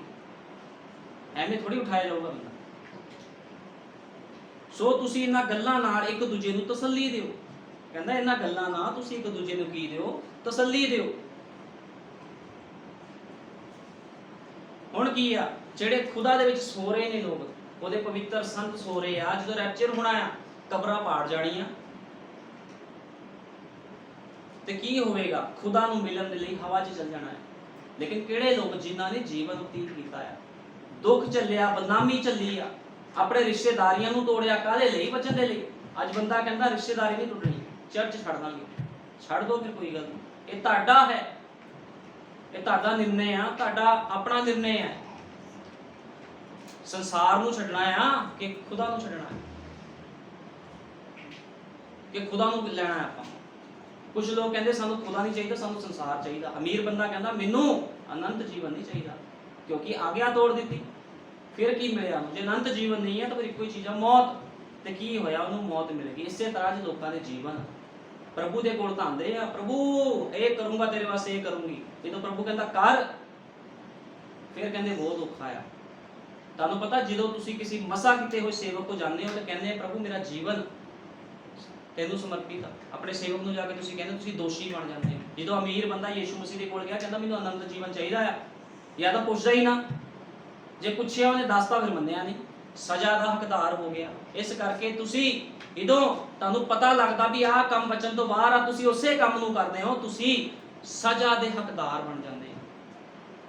ਨੂਹ ਦੇ ਸਮੇਂ ਵੀ ਇਸੇ ਤਰ੍ਹਾਂ ਸੀਗਾ। ਅਸੀਂ ਬਹੁਤ ਵਾਰ ਪੜਿਆ, ਨੂਹ ਦੀ ਗੱਲਾਂ ਅਸੀਂ ਬਹੁਤ ਵਾਰ ਕਰਦੇ ਹਾਂ। ਨੂਹ ਦੇ ਸਮੇਂ ਮੌਕਾ ਸੀਗਾ, ਪ੍ਰਭੂ ਨੇ ਥੋੜੀ ਮਾਰਿਆ, ਉਹਨਾਂ ਨੇ ਖੁਦ ਆਪਣੀ ਮੌਤ ਨੂੰ ਚੁਣਿਆ, ਖੁਦ ਆਪਣੀ ਮੌਤ ਨੂੰ ਚੁਣਿਆ, ਕਿਉਂਕਿ ਉਹਨਾਂ ਨੇ ਖੁਦਾ ਦੇ ਵਚਨ ਤੇ ਜਿਹੜਾ ਉਸ ਸਮੇਂ ਦਾ ਸੰਦੇਸ਼ ਵਾਕ ਸੀਗਾ, ਉਹਦੀ ਆਵਾਜ਼ ਨੂੰ ਨਹੀਂ ਸੁਣਿਆ। ਅੱਜ ਵੀ ਇਸੇ ਤਰ੍ਹਾਂ ਅੱਜ ਦੇ ਸਮੇਂ ਦਾ ਸੰਦੇਸ਼ ਵਾਕ ਭਾਈ ਵਿਲੀਅਮ ਮੈਰਿਨ ਬ੍ਰੈਨਮ ਆ, ਜਿਹੜਾ ਵੀ ਮਨੁੱਖ ਚਾਹੇ ਜਿੰਨਾ ਮਰਜ਼ੀ ਵੱਡਾ ਮਿਸ਼ਨਰੀ ਹੋਵੇ, ਜਿੰਨਾ ਮਰਜ਼ੀ ਉਹਦੇ ਚਰਚੇ ਭਾਵੇਂ ਲੱਖਾਂ ਬੰਦੇ ਆਉਂਦੇ ਹੋਣ, ਜੇ ਉਹ ਨਬੀ ਦਾ ਇਨਕਾਰ ਕਰਦਾ ਆ ਤੇ ਉਹ ਜੀਵਨ ਦਾ ਵੀ ਇਨਕਾਰ ਕਰ ਦਿੰਦਾ ਹੈ। ਸਾਫ਼ ਤੇ ਸਪਸ਼ਟ ਗੱਲ ਹੈ। ਕੋਈ ਜੋ ਮਰਜ਼ੀ ਚੰਗਿਆਈਆਂ ਕਰੀ ਜਾਵੇ, ਜਿੰਨੀ ਮਰਜ਼ੀ, ਭਾਵੇਂ ਮੁਰਦੇ ਜਿੰਦੇ ਕਰੇ ਰੋਜ਼ 50-50, ਕੋਈ ਮਤਲਬ ਨਹੀਂ। ਉਹ ਮੁਰਦੇ ਦਾ ਜਿੰਦੇ ਕਰ ਦੇਗਾ, ਫਿਰ ਤੂੰ ਜਿੰਦਾ ਹੋ ਸਕਦਾ ਦੁਬਾਰਾ? ਨਹੀਂ ਹੋ ਸਕਦਾ, ਕਿਉਂਕਿ ਵਚਨ ਤੋਂ ਬਾਹਰ। ਇਸ ਕਰਕੇ ਜਾਂਚੋ, ਜਿਸ ਸੇਵਕ ਕੋ ਤੁਸੀਂ ਜਾਣਦੇ ਹੋ, ਸੇਵਕ ਨੂੰ ਵੀ ਜਾਂਚੋ, ਉਹਦੇ ਜੀਵਨ ਨੂੰ ਵੀ ਜਾਂਚੋ। ਤੇ ਸੰਦੇਸ਼ ਦੇ ਵਿੱਚ ਭਾਈ ਬ੍ਰੈਨਮ ਕੀ ਕਹਿੰਦਾ, ਉਸ ਗੱਲਾਂ ਨੂੰ ਵੀ ਵੇਖੋ ਵੀ ਭਾਈ ਬ੍ਰੈਨਮ ਨੇ ਕਿਹੜੇ ਨਿਰਦੇਸ਼ ਦਿੱਤੇ ਨੇ ਸੰਦੇਸ਼ ਦੇ ਵਿੱਚ, ਕਿਉਂਕਿ ਭਾਈ ਬ੍ਰੈਨਮ ਖੁਦਾ ਦੀ ਆਵਾਜ਼ ਸੀ। ਭਾਈ ਬ੍ਰੈਨਮ ਨੇ ਆਪਣੇ ਕੋਲੋਂ ਕੋਈ ਗੱਲ ਨਹੀਂ ਕੀਤੀ। ਭਾਈ ਬ੍ਰੈਨਮ ਕਹਿੰਦਾ ਜੇ ਤੁਹਾਨੂੰ ਮੇਰਾ ਸੰਦੇਸ਼ ਦੇ ਵਿੱਚੋਂ ਕੋਈ ਵੀ ਗੱਲ ਬਾਈਬਲ ਤੋਂ ਬਾਹਰ ਮਿਲ ਜਾਵੇ ਤੇ ਮੈਂ ਝੂਠਾ ਨਬੀ। ਜੋ ਜਿੰਨੇ ਸੰਦੇਸ਼ ਭਾਈ ਬ੍ਰੈਨਮ ਨੇ ਪ੍ਰਚਾਰ ਕੀਤੇ, ਸਭ ਦੇ ਸਭ ਬਾਈਬਲ ਦੇ ਨਾਲ ਮੈਚ ਕਰਦੇ। ਉਹਨੇ ਬਾਈਬਲ ਦਾ ਹੀ ਨਿਚੋੜ ਕੱਢ ਕੇ ਸੰਦੇਸ਼ ਪੇਸ਼ ਕਰ ਦਿੱਤੇ ਲੋਕਾਂ ਦੇ, ਤਾਂ ਕਿ ਲੋਕ ਕੀ ਕਰਨ? ਉਹਦੇ ਨਾਲ ਸ਼ਿੰਗਾਰ ਕਰਨ। ਤੁਹਾਨੂੰ ਪਤਾ ਅੱਜ ਵੀ ਮੰਨਾ ਦੇ ਰਿਹਾ ਖੁਦਾ। ਪ੍ਰਭੂ ਪੱਖਪਾਤ ਨਹੀਂ ਕਰਦਾ। ਮੂਸਾ ਦੇ ਸਮੇਂ ਉਹਨੇ 40 ਸਾਲ ਦਿਨ ਤੇ ਰਾਤ ਮੰਨਾ ਦਿੱਤਾ ਸੀ ਇਜ਼ਰਾਈਲੀ ਲੋਕਾਂ ਨੂੰ, ਅੱਜ ਵੀ ਮੰਨਾ ਦੇ ਰਿਹਾ ਹੈ। ਲੇਕਿਨ ਕੁਝ ਲੋਕ ਅੱਕ ਗਏ ਆ ਮੰਨੇ ਤੋਂ। ਉਹ ਕਹਿੰਦੇ ਸਾਨੂੰ ਨਹੀਂ ਚਾਹੀਦਾ ਮੰਨਾ, ਸਾਨੂੰ ਹਾਂਡੀਆਂ ਯਾਦ ਆਉਂਦੀਆਂ ਮੀਟ ਦੀਆਂ। ਲੋਕੀ ਪਿੱਛੇ ਨੂੰ ਵੇਖਦੇ ਆ। ਜਦੋਂ ਸੰਦੇਸ਼ 'ਚ ਪਤਾ ਵੀ ਸੰਦੇਸ਼ ਦੇ ਵਿੱਚ ਇਦਾਂ ਦਾ ਜੀਵਨ ਬਤੀਤ ਕਰਨਾ, ਬੜੇ ਸਧਾਰਨ ਤੇ ਸਿੰਪਲ ਰਹਿਣਾ, ਲੋਕੀ ਪਿੱਛੇ ਨੂੰ ਵੇਖਣਾ ਸ਼ੁਰੂ ਕਰ ਦਿੰਦੇ ਆ। ਪਿੱਛੇ ਨੂੰ ਕੀ ਵੇਖਦੇ ਆ? ਸਾਡਾ ਜੀਵਨ ਉਹ ਵਧੀਆ ਸੀਗਾ। ਇਹਦਾ ਕੀ ਮਤਲਬ ਆ? ਜੋ ਚੀਜ਼ ਤੁਹਾਡੇ ਅੰਦਰ ਆ ਉਹ ਤੁਸੀਂ ਪ੍ਰਗਟ ਕਰ ਰਹੇ ਹੋ। ਯਿਸੂ ਮਸੀਹ ਨੇ ਕਿਹਾ ਸੀਗਾ ਤੁਸੀਂ ਆਪਣੇ ਪਿਤਾ ਸ਼ੈਤਾਨ ਤੋਂ। ਉਹਨੇ ਫੱਕੀ ਫਰੀਸੇ ਨੂੰ ਕਿਹਾ, ਉਹ ਕਹਿੰਦੇ ਅਸੀਂ ਇਬਰਾਹਿਮ ਦੀ ਸੰਤਾਨ ਹਾਂ। ਉਹ ਕਹਿੰਦਾ ਨਹੀਂ, ਤੁਸੀਂ ਆਪਣੇ ਪਿਤਾ ਸ਼ੈਤਾਨ ਤੋਂ ਹੋ। ਜਦੋਂ ਯਿਸੂ ਮਸੀਹ ਨੇ ਕਲੀਅਰ ਕਰ ਦਿੱਤਾ ਜਿਹੜਾ ਬੰਦਾ ਬਚਨ ਤੋਂ ਬਾਹਰ ਹੋ ਆਪਣੇ ਪਿਤਾ ਸ਼ੈਤਾਨ ਤੋਂ ਆ, ਉਹ ਜਿੰਨਾ ਮਰਜ਼ੀ ਆਪਣੇ ਆਪ ਨੂੰ ਸੰਤ ਸੇਵਕ ਬਣਾਈ ਜਾਵੇ, ਇਹਦਾ ਕੋਈ ਮਤਲਬ ਨਹੀਂ। ਜਦੋਂ ਖੁਦਾ ਨੇ ਕੱਢ ਦਿੱਤਾ ਉਹਨੂੰ ਕੋਈ ਆਦਰ ਨਹੀਂ ਦੇ ਸਕਦਾ। ਲੋਕਾਂ ਨੇ ਮਜ਼ਾਕ ਸਮਝ ਲਿਆ ਮਸੀਹਤ। ਅੱਜ ਲੋਕਾਂ ਲਈ ਮਸੀਹਤ ਮਜ਼ਾਕ ਆ, ਬਿਜ਼ਨਸ ਆ, ਪੈਸਾ ਕਮਾਉਣ ਦਾ ਤਰੀਕਾ ਆ। ਯਿਸੂ ਮਸੀਹ ਨੇ ਜਾਨ ਇਸ ਕਰਕੇ ਦਿੱਤੀ ਤੁਸੀਂ ਕੈਨੇਡਾ ਤੇ ਅਮਰੀਕਾ ਘੁੰਮੀ ਜਾਓ, ਹਰਾਮਕਾਰੀਆਂ ਕਰੀ ਜਾਓ, ਸ਼ਰਾਬਾਂ ਪੀ ਜਾਓ, ਬੀੜੀਆਂ ਪੀ ਜਾਓ। ਯਿਸੂ ਮਸੀਹ ਨੇ ਆਪਣਾ ਜੀਵਨ ਇਸ ਕਰਕੇ ਦਿੱਤਾ ਸੀ ਜੋ ਕੋਈ ਮੇਰੇ ਉੱਪਰ ਵਿਸ਼ਵਾਸ ਕਰੇ ਉਹ ਬਚਾਇਆ ਜਾਵੇਗਾ। ਫਿਰ ਉਹਨੇ ਇਹ ਵੀ ਕਿਹਾ ਜੇ ਕੋਈ ਵਿਸ਼ਵਾਸ ਨਾ ਕਰੇ ਤੇ ਉਹਦੇ ਉੱਪਰ ਸਜ਼ਾ ਦਾ ਹੁਕਮ ਲਗਾਇਆ ਜਾਵੇਗਾ। ਹੁਣ ਫੈਸਲਾ ਤੇ ਆਪਣਾ ਆ।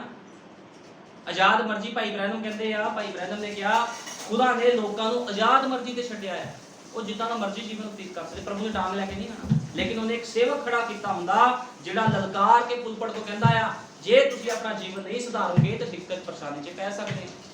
ਇਹ ਜੀਵਨ ਤਾਂ ਇਦਾਂ ਨਿਕਲੀ ਜਾਣਾ ਹੈ। ਬੱਚੇ ਦੀ ਖਵਾਇਸ਼ਾਂ ਵੀ ਵੱਧਦੀਆਂ ਜਾਣੀਆਂ। ਅੱਜ ਛੋਟਾ ਘਰ ਆ ਹੋਰ ਵੱਡਾ ਬਣਾ ਦੇ, ਅੱਜ ਛੋਟੀ ਗੱਡੀ ਆ ਹੋਰ ਵੱਡੀ ਲੈ ਲਈ। ਖੁਦਾ ਨੇ ਕੀ ਕੀਤਾ ਭਾਈ? ਖੁਦਾ ਦੇ ਕੰਮਾਂ ਲਈ ਕਿੰਨੀਆਂ ਗੱਡੀਆਂ ਸਮਰਪਿਤ ਕੀਤੀਆਂ? ਖੁਦਾ ਦੇ ਕੰਮਾਂ ਦੇ ਲਈ ਕਿੰਨੇ ਤੁਸੀਂ ਪੈਸੇ ਦਿੱਤੇ ਆ? ਖੁਦਾ ਦੇ ਕੰਮਾਂ ਲਈ ਕੀ ਕੀਤਾ? ਕੁਝ ਵੀ ਨਹੀਂ। ਫਿਰ ਤੁਸੀਂ ਕਹਿੰਦੇ ਸਾਡਾ ਰੈਪਚਰ ਹੋ ਜਾਵੇ। ਸੰਸਾਰ ਤੋਂ ਮਰੇ ਨਹੀਂ, ਰੈਪਚਰ ਤੁਹਾਡਾ ਪਹਿਲਾਂ ਹੀ ਹੋ ਜਾਊਗਾ। ਇਹ ਕਿੱਦਾਂ ਹੋ ਸਕਦਾ? ਰੈਪਚਰ ਮਜ਼ਾਕ ਨਹੀਂ ਆ। ਰੈਪਚਰ ਦਾ ਮਤਲਬ ਆ ਅਨੰਤ ਜੀਵਨ, ਹਮੇਸ਼ਾ ਆਪਣੇ ਪ੍ਰਭੂ ਦੇ ਨਾਲ ਰਹਿਣਾ। ਤੇ ਖੁਦਾ ਕਿੱਡਾ ਪਵਿੱਤਰ ਆ ਸਾਡਾ, ਤੇ ਉਹਦੇ ਕੋਲ ਜਾਣ ਦੇ ਲਈ ਤੁਹਾਨੂੰ ਪਵਿੱਤਰਤਾ ਹੀ ਚਾਹੀਦੀ ਆ। ਧਰਤੀ ਤੇ ਤੁਹਾਡਾ ਨਮੂਨਾ ਸਹੀ ਨਹੀਂ ਆ ਤੇ ਉੱਥੇ ਕੀ ਪੇਸ਼ ਕਰੋਗੇ ਜਾ ਕੇ? ਧਰਤੀ ਤੇ ਨਮੂਨਾ ਪੇਸ਼ ਕਰੋ ਵਧੀਆ। ਯੂਸਫ ਜਦੋਂ ਜੇਲ੍ਹ ਦੇ ਵਿੱਚ ਸੀਗਾ ਉਹਨੇ ਧਰਤੀ ਤੇ ਆਪਣਾ ਨਮੂਨਾ ਪੇਸ਼ ਕੀਤਾ। ਉਹ ਔਰਤ ਦੇ ਨਾਲ ਗਲਤ ਨਹੀਂ ਹੋਇਆ, ਉਹਨੇ ਧਰਤੀ ਤੇ ਆਪਣਾ ਨਮੂਨਾ ਪੇਸ਼ ਕੀਤਾ। ਤੇ ਕਿੱਥੇ ਖੁਦਾ ਨੇ ਉਹਨੂੰ ਬਿਠਾਇਆ? ਉਹਨੂੰ ਉਸ ਦੇਸ਼ ਦਾ ਹਾਕਮ ਬਣਾ ਦਿੱਤਾ। ਉਹ ਪੋਤੀਫਰ ਦੇ ਸੱਜੇ ਹੱਥ ਜਾ ਬੈਠਾ। ਕਿੱਦਾਂ? ਜੀਵਨ ਜੀ ਕੇ ਦਿਖਾਇਆ ਉਹਨੇ। ਅੱਜ ਲੋਕੀ ਕਹਿੰਦੇ ਜੀਵਨ ਨਾ ਜੀਣਾ, ਅਸੀਂ ਜੀਵਨ ਨਹੀਂ ਜੀ ਸਕਦੇ। ਬਰਕਤ ਮਿਲ ਜਾਵੇ, ਰੈਪਚਰ ਵੀ ਮਿਲ ਜਾਵੇ। ਨਾ ਤਾਂ ਲੋਕਾਂ ਨੂੰ ਬਰਕਤ ਮਿਲਦੀ ਹੈ, ਰੈਪਚਰ ਤਾਂ ਦੂਰ ਦੀ ਗੱਲ ਰਹੀ। ਬਰਕਤ ਤੋਂ ਵੀ ਖੁੰਝ ਜਾਂਦੇ ਲੋਕ। ਜੇ ਕੋਈ ਬੰਦਾ ਆਤਮਿਕ ਆ, ਤੁਸੀਂ ਉਹਨਾਂ 5-5 ਘੰਟੇ ਗੱਲਾਂ ਮਾਰ ਰਹੇ ਹੋ ਤੇ ਇਹਦਾ ਮਤਲਬ ਇਹ ਨਹੀਂ ਵੀ ਤੁਸੀਂ ਵੀ ਆਤਮਿਕ ਬਣ ਜਾਓਗੇ। ਹੋ ਸਕਦਾ ਉਹ ਆਤਮਿਕ ਹੋਵੇ ਲੇਕਿਨ ਤੁਸੀਂ ਨਹੀਂ ਹੋ। ਯਿਸੂ ਮਸੀਹ ਨਾਲ ਅਮੀਰ ਬੰਦਾ ਗੱਲਾਂ ਕਰ ਰਿਹਾ ਸੀ, ਪ੍ਰਭੂ ਮੈਂ ਆ ਕਰਦਾ ਉਹ ਕਰਦਾ। ਪ੍ਰਭੂ ਤਾਂ ਹੈ ਹੀ ਪਵਿੱਤਰ ਆਤਮਾ ਸੀ, ਖੁਦਾ ਸੀਗਾ, ਲੇਕਿਨ ਅਮੀਰ ਬੰਦਾ ਥੋੜੀ ਸੀਗਾ ਪਵਿੱਤਰ। ਖੁਦਾ ਨੂੰ ਪਤਾ ਸੀਗਾ। ਖੁਦਾ ਨੇ ਫਿਰ ਵੀ ਆਫਰ ਦੇ ਦਿੱਤਾ। ਖੁਦਾ ਕਹਿੰਦਾ ਲੈ ਵੇਚ ਦੇ ਸਾਰਾ ਕੁਝ, ਆਇਆ ਪਿੱਛੇ ਮਿਲ ਜੂਗਾ ਤੈਨੂੰ ਆਨੰਦ ਜੀਵਨ। ਉਹ ਭੈੜਾ ਪੈ ਗਿਆ ਇਸ ਗੱਲ ਤੋਂ, ਮੈਂ ਬੜਾ ਅਮੀਰ ਆ, ਮੈਂ ਕਿੱਦਾਂ ਛੱਡ ਸਕਦਾ।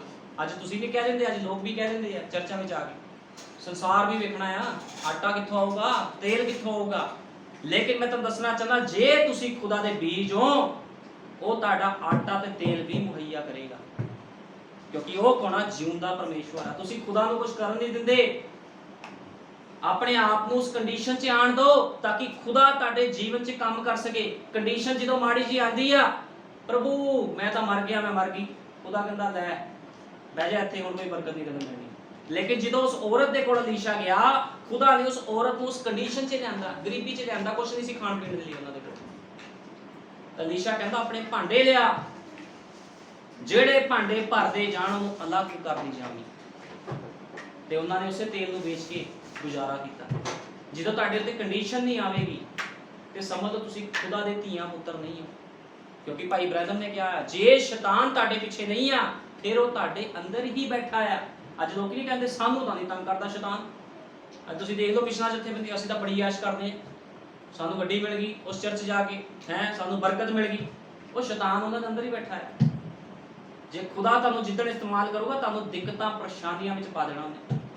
ਹਰ ਪਾਸੇ ਦਿੱਕਤ ਤੇ ਪਰੇਸ਼ਾਨੀ ਹੋਵੇਗੀ। ਸੰਤ ਪੌਲੁਸ ਜਦੋਂ ਖੁਦਾ ਦਾ ਚੁਣਿਆ ਹੋਇਆ ਅਭਿਸ਼ਿਕਤ ਦਾਸ, ਜਦੋਂ ਖੁਦਾ ਨੇ ਉਹਨੂੰ ਚੁਣਿਆ, ਜਦੋਂ ਉਹਨੇ ਸੇਵਾ ਸਟਾਰਟ ਕੀਤੀ, ਉਹਦੀ ਅੱਖਾਂ ਤੋਂ ਛਿਲਕੇ ਉਤਰੇ, ਉਸੇ ਘੜੀ ਤੋਂ ਉਹਨੂੰ ਦੁਵਿਧਾ ਦੇ ਵਿੱਚ ਪਾ ਦਿੱਤਾ ਪ੍ਰਭੂ ਨੇ। 5 ਵਾਰੀ 39 ਕੋੜੇ ਖਾਦੇ। ਐਸ਼ ਕਰ ਸਕਦਾ ਸੀ ਬੰਦਾ? ਉਹਨੇ 5 ਵਾਰੀ 39 ਕੋੜੇ ਖਾਦੇ, ਬੈਂਤਾਂ ਦੀ ਮਾਰ ਖਾਦੀ, ਨੰਗਾ ਰਿਹਾ, ਜੰਗਲਾਂ 'ਚ ਰਿਹਾ, ਸਮੁੰਦਰਾਂ 'ਚ ਰਿਹਾ। ਉਹ ਵੀ ਬੰਦਾ ਸੀਗਾ ਸਾਡੇ ਵਰਗਾ, ਉਹਨੂੰ ਖੰਭ ਨਹੀਂ ਸੀ ਲੱਗੇ ਹੋਏ ਵੀ ਖੰਭ ਲੱਗੇ ਸੀ ਉੱਡ ਕੇ ਇੱਥੇ ਚੱਲ ਜਾਂਦਾ ਸੀ, ਉੱਡ ਕੇ ਇੱਧਰ ਆ ਜਾਂਦਾ ਸੀਗਾ। ਉਹ ਵੀ ਤੁਹਾਡੇ ਤੇ ਮੇਰੇ ਵਰਗਾ ਮਨੁੱਖ ਸੀ, ਲੇਕਿਨ ਉਹ ਖੁਦਾ ਦਾ ਅਭਿਸ਼ਿਕਤ ਜੇ ਚੁਣਿਆ ਹੋਇਆ ਸੀਗਾ। ਜੇ ਤੁਸੀਂ ਕਹਿੰਦੇ ਅਸੀਂ ਖੁਦਾ ਤੇਰੇ ਬੇਟੇ ਬੇਟੀਆਂ, ਸ਼ਰਮ ਆਣੀ ਚਾਹੀਦੀ। ਭਾਈ ਬ੍ਰਹਮ ਨੇ ਕਿਹਾ ਸ਼ਰਮ ਕਰੋ, ਆਪਣੇ ਆਪ ਨੂੰ ਖੁਦਾ ਦਾ ਬੇਟਾ ਬੇਟੀ ਕਹਿੰਦੇ ਹੋਏ। ਲੋਕ ਤੁਹਾਡੇ ਜੀਵਨਾਂ ਤੋਂ ਠੋਕਰ ਖਾਂਦੇ ਆ, ਤੁਸੀਂ ਕਹਿੰਦੇ ਅਸੀਂ ਸੰਦੇਸ਼ ਦੇ ਵਿੱਚ, ਅਸੀਂ ਮਸੀਹ ਆ ਜੀ। ਮਸੀਹ ਤੁਹਾਡੇ ਅੰਦਰ ਹੈ ਹੀ ਨਹੀਂ। ਗਾਲਾਂ ਤੁਸੀਂ ਕੱਢਦੇ ਹੋ, ਸ਼ਰਾਬਾਂ ਤੁਸੀਂ ਪੀਂਦੇ ਹੋ, ਧੜੇਬਾਜ਼ੀਆਂ ਤੁਸੀਂ ਕਰਦੇ ਹੋ, ਗਲਤ ਸੰਗਤੀਆਂ ਤੁਹਾਡੀ ਲੋਕਾਂ ਦੇ ਨਾਲ। ਤੁਹਾਨੂੰ ਪਤਾ ਪਵਿੱਤਰ ਆਤਮਾ ਪਾਇਆ ਹੋਇਆ ਭੈਣ ਭਾਈ ਗਲਤ ਲੋਕਾਂ ਨਾਲ ਸੰਗਤੀ ਨਹੀਂ ਕਰ ਸਕਦਾ, ਕਿਉਂਕਿ ਖੁਦਾ ਉਹਨੂੰ ਜਾਣ ਹੀ ਨਹੀਂ ਦਿੰਦਾ। ਕਹਿੰਦੇ ਕਬੂਤਰ ਦਾ ਪਿੱਤਾ ਨਹੀਂ ਹੁੰਦਾ, ਕਬੂਤਰ ਮਾਸ ਖਾ ਹੀ ਨਹੀਂ ਸਕਦਾ, ਉਹਨੇ ਖਾਣਾ ਹੀ ਦਾਣਾ ਆ।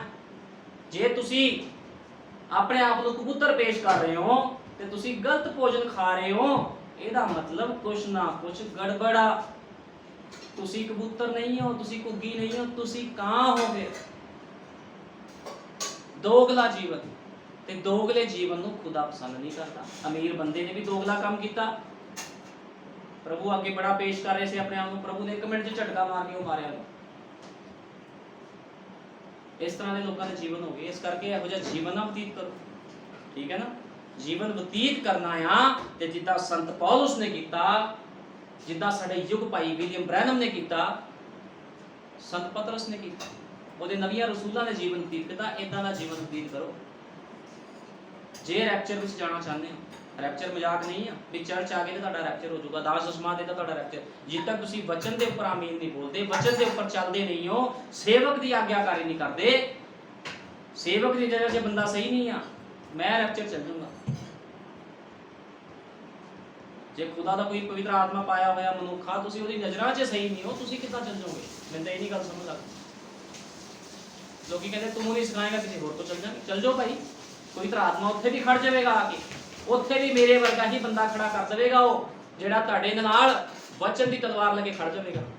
ਫਿਰ ਕਿੱਥੇ ਕਿੱਥੇ ਭੱਜੋਗੇ? ਇਸ ਕਰਕੇ ਆਪਣੇ ਜੀਵਨਾਂ ਨੂੰ ਸੁਧਾਰੋ। ਉਹਨਾਂ ਨੂੰ ਪਤਾ ਜਦੋਂ ਮੂਸਾ ਨੇ ਮਾਰਾ ਨਾਮ ਇੱਕ ਚਟਾਨ ਸੀ, ਉਹਦੇ ਉੱਪਰ ਲਾਠੀ ਮਾਰੀ, ਕੋੜਾ ਪਾਣੀ ਵੀ ਮਿੱਠਾ ਹੋ ਗਿਆ, ਕਿਉਂਕਿ ਖੁਦਾਵੰਦ ਜਿਹਦੇ ਨਾਲ ਹੁੰਦਾ ਆ ਉਹਦੇ ਲਈ ਰਸਤੇ ਖੋਲ ਦਿੰਦਾ। ਇਹਦੋਂ ਯਰੀਹੋ ਦੀ ਦੀਵਾਰ ਜਿਹੜੀ ਖੜੀ ਸੀ ਬਹੁਤ ਮਜ਼ਬੂਤ ਦੀਵਾਰ ਸੀਗੀ, ਲੇਕਿਨ ਜਦੋਂ ਯਹੋਸ਼ੂਆ ਦਾ ਸੇਵਕ ਉਸ ਥਾਂ 'ਚ ਗਿਆ ਤੇ ਖੁਦਾ ਨੇ ਯਰੀਹੋ ਦੀ ਦੀਵਾਰ ਨੂੰ ਵੀ ਢਾ ਦਿੱਤਾ। ਇਹ ਤੁਸੀਂ ਖੁਦਾ ਦੇ ਪਵਿੱਤਰ ਆਤਮਾ ਪਾਏ ਹੋਏ ਬੇਟੇ ਬੇਟੀਆਂ ਹੋ, ਤੁਹਾਡੇ ਸਾਹਮਣੇ ਜਿੰਨੀ ਮਰਜ਼ੀ ਵੱਡੀ ਕੰਡੀਸ਼ਨ ਆ ਜਾਵੇ, ਹੋ ਸਕਦਾ ਤੁਹਾਨੂੰ ਡਾਕਟਰਾਂ ਨੇ ਜਵਾਬ ਦੇ ਦਿੱਤਾ ਹੋਵੇ ਕਿ ਤੁਸੀਂ 1 ਸਾਲ ਜੀਓਗੇ, ਤੁਹਾਨੂੰ ਆਹ ਬਿਮਾਰੀ ਠੀਕ ਨਹੀਂ ਹੋ ਸਕਦੀ, ਲੇਕਿਨ ਜੇ ਤੁਸੀਂ ਯੀਸ਼ੂ ਮਸੀਹ ਦੇ ਨਾਮ ਦੇ ਵਿੱਚ ਝਿੜਕੋਗੇ, ਇਹ ਬਿਮਾਰੀ ਤੇਰਾ ਕੋਈ ਅਧਿਕਾਰ ਨਹੀਂ ਆ, ਮੈਂ ਖੁਦਾ ਦੀ ਬੇਟੀ, ਮੈਂ ਖੁਦਾ ਦਾ ਬੇਟਾ ਆ, ਬਿਮਾਰੀ ਤੂੰ ਮੈਨੂੰ ਮਾਰ ਸਕਦੀ ਆ, ਲੇਕਿਨ ਮੇਰਾ ਖੁਦਾ ਮੈਨੂੰ ਫਿਰ ਜਿਉਂਦਾ ਖੜਾ ਕਰ ਦੇਵੇ। ਤੁਹਾਡੇ ਅੰਦਰ ਇਹੋ ਜਿਹਾ ਵਿਸ਼ਵਾਸ ਹੋਣਾ ਚਾਹੀਦਾ। ਇਸ ਕਰਕੇ ਜਿਹੜੇ ਖੁਦਾ ਦੇ ਪਵਿੱਤਰ ਲੋਕ ਆ ਕਦੇ ਨਹੀਂ ਮਰਦੇ, ਅਮਰ ਹੋ ਜਾਂਦੇ। ਮੈਂ ਤੁਹਾਨੂੰ ਬਾਈਬਲ 'ਚ ਦਿਖਾਊਂਗਾ, ਬਾਈਬਲ 'ਚ ਲਿਖਿਆ ਅਮਰ। ਹੁਣ ਤੁਹਾਨੂੰ ਪਤਾ ਯੀਸ਼ੂ ਮਸੀਹ ਭਰਿਆ ਹੋਇਆ ਸੀਗਾ, ਲੇਕਿਨ ਯਹੂਦਾ ਖਾਲੀ ਸੀ। ਜਿਹੜਾ ਮਿਕਾਇਲ ਦੂਤ ਸੀ ਉਹ ਵਚਨ ਦੇ ਨਾਲ ਭਰਿਆ ਹੋਇਆ ਸੀਗਾ, ਲੇਕਿਨ ਲੂਸੀਫਰ ਕੌਣ ਸੀਗਾ? ਖਾਲੀ ਸੀਗਾ। ਯਕੂਬ ਭਰਿਆ ਹੋਇਆ ਸੀ, ਏਸਾਵ ਖਾਲੀ ਸੀ। ਹਾਵਲ ਭਰਿਆ ਹੋਇਆ ਸੀ, ਕੈਨ ਖਾਲੀ ਸੀ। ਅੱਜ ਵੀ ਲੋਕ ਖਾਲੀ ਨੇ, ਲੇਕਿਨ ਜਿਹੜੇ ਪਵਿੱਤਰ ਆਤਮਾ ਦੀ ਗਵਾਹੀ ਦੇ ਨਾਲ ਚੱਲਦੇ ਆ ਉਹ ਭਰੇ ਹੋਏ ਆ। ਅੱਜ ਦੁਲਹਨ ਭਰੀ ਹੋਈ ਆ, ਹੈ ਕਿ ਨਹੀਂ ਭਰੀ ਹੋਈ? ਅੱਜ ਦੁਲਹਨ ਭਰੀ ਆ, ਲੇਕਿਨ ਤੁਸੀਂ ਮਿਸ਼ਨਾਂ ਜਥੇਬੰਦੀਆਂ ਸੰਸਾਰ 'ਚ ਜਾਓ, ਸਭ ਖਾਲੀ ਆ, ਸਭ ਖਾਲੀ, ਕੁਝ ਨਹੀਂ ਆ। 2-2 ਘੰਟੇ ਗਾਣੇ ਚੱਲਦੇ ਆ, ਹੋ ਸਕਦਾ ਮੁਰਦੇ ਵੀ ਜਿੰਦੇ ਹੋਣ, ਚੰਗਿਆਈਆਂ ਵੀ ਹੁੰਦੀਆਂ ਹੋਣ, ਲੇਕਿਨ ਫਿਰ ਵੀ ਖਾਲੀ ਆ। ਜਿਹਦੇ ਕੋਲ ਜੀਵਨ ਹੀ ਨਹੀਂ ਆ, ਉਹ ਬੰਦਾ ਕਿਸ ਕੰਮ ਦਾ? ਜਿਹਦੇ ਕੋਲ ਜੀਵਨ ਹੀ ਨਹੀਂ ਆ। ਸਭ ਤੋਂ ਮਹਿੰਗਾ ਜੀਵਨ, ਜੇ ਤੁਹਾਡੇ ਕੋਲ ਸਭ ਤੋਂ ਭਾਰੇ ਮੁੱਲ ਦਾ ਮੋਤੀ ਆ, ਜੇ ਤੁਹਾਡੇ ਕੋਲ ਯੀਸ਼ੂ ਮਸੀਹ ਦਾ ਜਿਉਂਦਾ ਵਚਨ ਆ, ਤੁਹਾਨੂੰ ਕੋਈ ਮੌਤ ਤੁਹਾਡੇ ਉੱਪਰ ਅਧਿਕਾਰ ਨਹੀਂ ਕਰ ਸਕਦੀ। ਹੋ ਸਕਦਾ ਅੱਜ ਤੁਹਾਡੇ ਵਿੱਚ ਕੋਈ ਚਲਾ ਜਾਵੇ, ਹੋ ਸਕਦਾ ਮੈਂ ਚਲਾ ਜਾਵਾਂ, ਲੇਕਿਨ ਜੇ ਤੁਸੀਂ ਖੁਦਾ ਦੇ ਵਚਨ 'ਚ ਚੱਲ ਰਹੇ ਹੋ, ਮੌਤ ਦਾ ਫਿਰ ਤੁਹਾਡੇ ਉੱਪਰ ਕੋਈ ਅਧਿਕਾਰ ਨਹੀਂ ਹੈ। ਉਹ ਕਬਰਾਂ ਨੂੰ ਵੀ ਪਾੜ ਕੇ ਤੁਹਾਨੂੰ ਖੜਾ ਕਰ ਦੇਵੇਗਾ, ਰੈਪਚਰ 'ਚ ਲੈ ਜਾਵੇਗਾ। ਇਸ ਕਰਕੇ ਆਪਣੇ ਆਪ ਨੂੰ ਵਚਨ ਦੇ ਲਈ ਤਿਆਰ ਕਰੋ। ਇੱਕ ਉਦੇਸ਼ ਲੈ ਕੇ ਆਓ ਆਪਣੇ ਜੀਵਨ 'ਚ। ਤੁਹਾਡੇ ਜੀਵਨ 'ਚ ਉਦੇਸ਼ ਹੀ ਨਹੀਂ ਹੈ। ਸੰਡੇ ਆਉਂਦੇ ਹੋ, ਪ੍ਰਚਾਰ ਸੁਣਦੇ ਹੋ, ਆਪਣੇ ਘਰਾਂ ਨੂੰ ਚਲ ਜਾਂਦੇ ਹੋ। ਕੀ ਉਦੇਸ਼ ਆ ਤੁਹਾਡੇ ਜੀਵਨ ਦਾ? ਕਿੰਨੀਆਂ ਰੂਹਾਂ ਤੁਸੀਂ ਜਿੱਤੀਆਂ ਆ? ਨਬੀ ਕਹਿੰਦਾ, ਭਾਈ ਬ੍ਰੈਨਮ ਕਹਿੰਦਾ, ਜੇ ਤੁਸੀਂ ਰੂਹਾਂ ਨਹੀਂ ਜਿੱਤਦੇ ਤੁਸੀਂ ਦੋਸ਼ੀ ਠਹਿਰਾਏ ਜਾਓਗੇ। ਤੁਹਾਨੂੰ ਸਿੱਕਾ ਦਿੱਤਾ ਗਿਆ, ਤੁਸੀਂ ਸਿੱਕਾ ਵਧਾਇਆ ਹੀ ਨਹੀਂ। ਕਿ ਬਾਈਬਲ 'ਚ ਲਿਖਿਆ ਹੈ, ਜਦੋਂ ਮਾਲਕ ਗਿਆ ਉਹਨੇ ਆਪਣੇ ਨੌਕਰਾਂ ਨੂੰ ਸਿੱਕੇ ਦਿੱਤੇ, ਕਿਸ ਨੂੰ 1 ਦਿੱਤਾ, ਕਿਸ ਨੂੰ 2 ਦਿੱਤੇ, ਕਿਸ ਨੂੰ 5, ਕਿਸ ਨੂੰ 10। ਜਿਹਨੂੰ 10 ਦਿੱਤੇ ਉਹਨੇ ਹੋਰ ਵਧਾਏ, ਜਿਹਨੂੰ 5 ਦਿੱਤੇ ਉਹਨੇ ਹੋਰ ਵਧਾਏ, ਜਿਹਨੂੰ 3 ਜਾਂ 2 ਦਿੱਤੇ, ਜਿਹਨੂੰ 1 ਦਿੱਤਾ ਉਹ ਲੈ ਕੇ ਬਹਿ ਗਿਆ। ਜੇ ਖੁਦਾ ਦਾ ਵਚਨ ਤੁਹਾਡੇ ਕੋਲ ਆ, ਲੈ ਕੇ ਨਾ ਬੈਠੋ, ਆਪਣਾ ਜੀਵਨ ਪੇਸ਼ ਕਰੋ ਲੋਕਾਂ ਦੇ ਅੰਦਰ, ਲੋਕਾਂ ਦੇ ਅੱਗੇ ਤੁਹਾਡਾ ਜੀਵਨ ਪੇਸ਼ ਹੋਣਾ ਚਾਹੀਦਾ, ਤਾਂ ਕਿ ਲੋਕੀ ਤੁਹਾਡੇ ਜੀਵਨ ਨੂੰ ਵੇਖਦੇ ਹੋਏ ਤਬਦੀਲ ਹੋ ਜਾਣ। ਇੱਥੇ ਲੋਕੀ ਤੁਹਾਡੇ ਨਾਲ ਗੱਲਾਂ ਕਰਕੇ ਚੱਲ ਜਾਂਦੇ, ਤੁਹਾਨੂੰ ਟਿਚਰਾ ਕਰਕੇ ਚੱਲ ਜਾਂਦੇ, ਕਿਉਂਕਿ ਉਹਨਾਂ ਨੂੰ ਪਤਾ ਆ ਜੀਵਨ ਸਹੀ ਨਹੀਂ ਆ, ਝੂਠੇ ਲੋਕ ਨੇ। ਆਪਣੇ ਜੀਵਨਾਂ ਨੂੰ ਸੁਧਾਰੋ ਜੇ ਰੈਪਚਰ ਚਾਹੁੰਦੇ ਹੋ, ਨਹੀਂ ਤਾਂ ਫਿਰ ਜਿੱਥੇ ਅਮੀਰ ਬੰਦਾ ਗਿਆ ਉਸ ਜਗ੍ਹਾ ਤੇ ਬਹੁਤ ਸਾਰੇ ਸਥਾਨ ਖਾਲੀ ਪਏ ਆ, ਥੱਲੇ ਵੀ ਜਗ੍ਹਾ ਖਾਲੀ, ਉੱਪਰ ਵੀ ਖਾਲੀ ਆ। ਹੁਣ ਫੈਸਲਾ ਤੁਹਾਡਾ ਆ, ਜਿੱਥੇ ਅਮੀਰ ਬੰਦਾ ਚਲੇ ਗਿਆ ਉੱਥੇ ਜਾਣਾ, ਕਿ ਜਿੱਥੇ ਲਾਜ਼ਰ ਗਿਆ ਉੱਥੇ ਜਾਣਾ, ਖੁਦਾ ਦੇ ਰਾਹ 'ਚ ਜਾਣਾ ਹੈ, ਮਹਿਮਾ ਵਿੱਚ ਜਾਣਾ ਹੈ। ਇਹ ਫੈਸਲਾ ਤੁਸੀਂ ਆਪ ਕਰਨਾ ਹੈ। ਆਓ ਅਸੀਂ ਕੱਢਾਂਗੇ ਕੁਰਿੰਥੀਆਂ, ਪਹਿਲਾ ਕੁਰਿੰਥੀਆਂ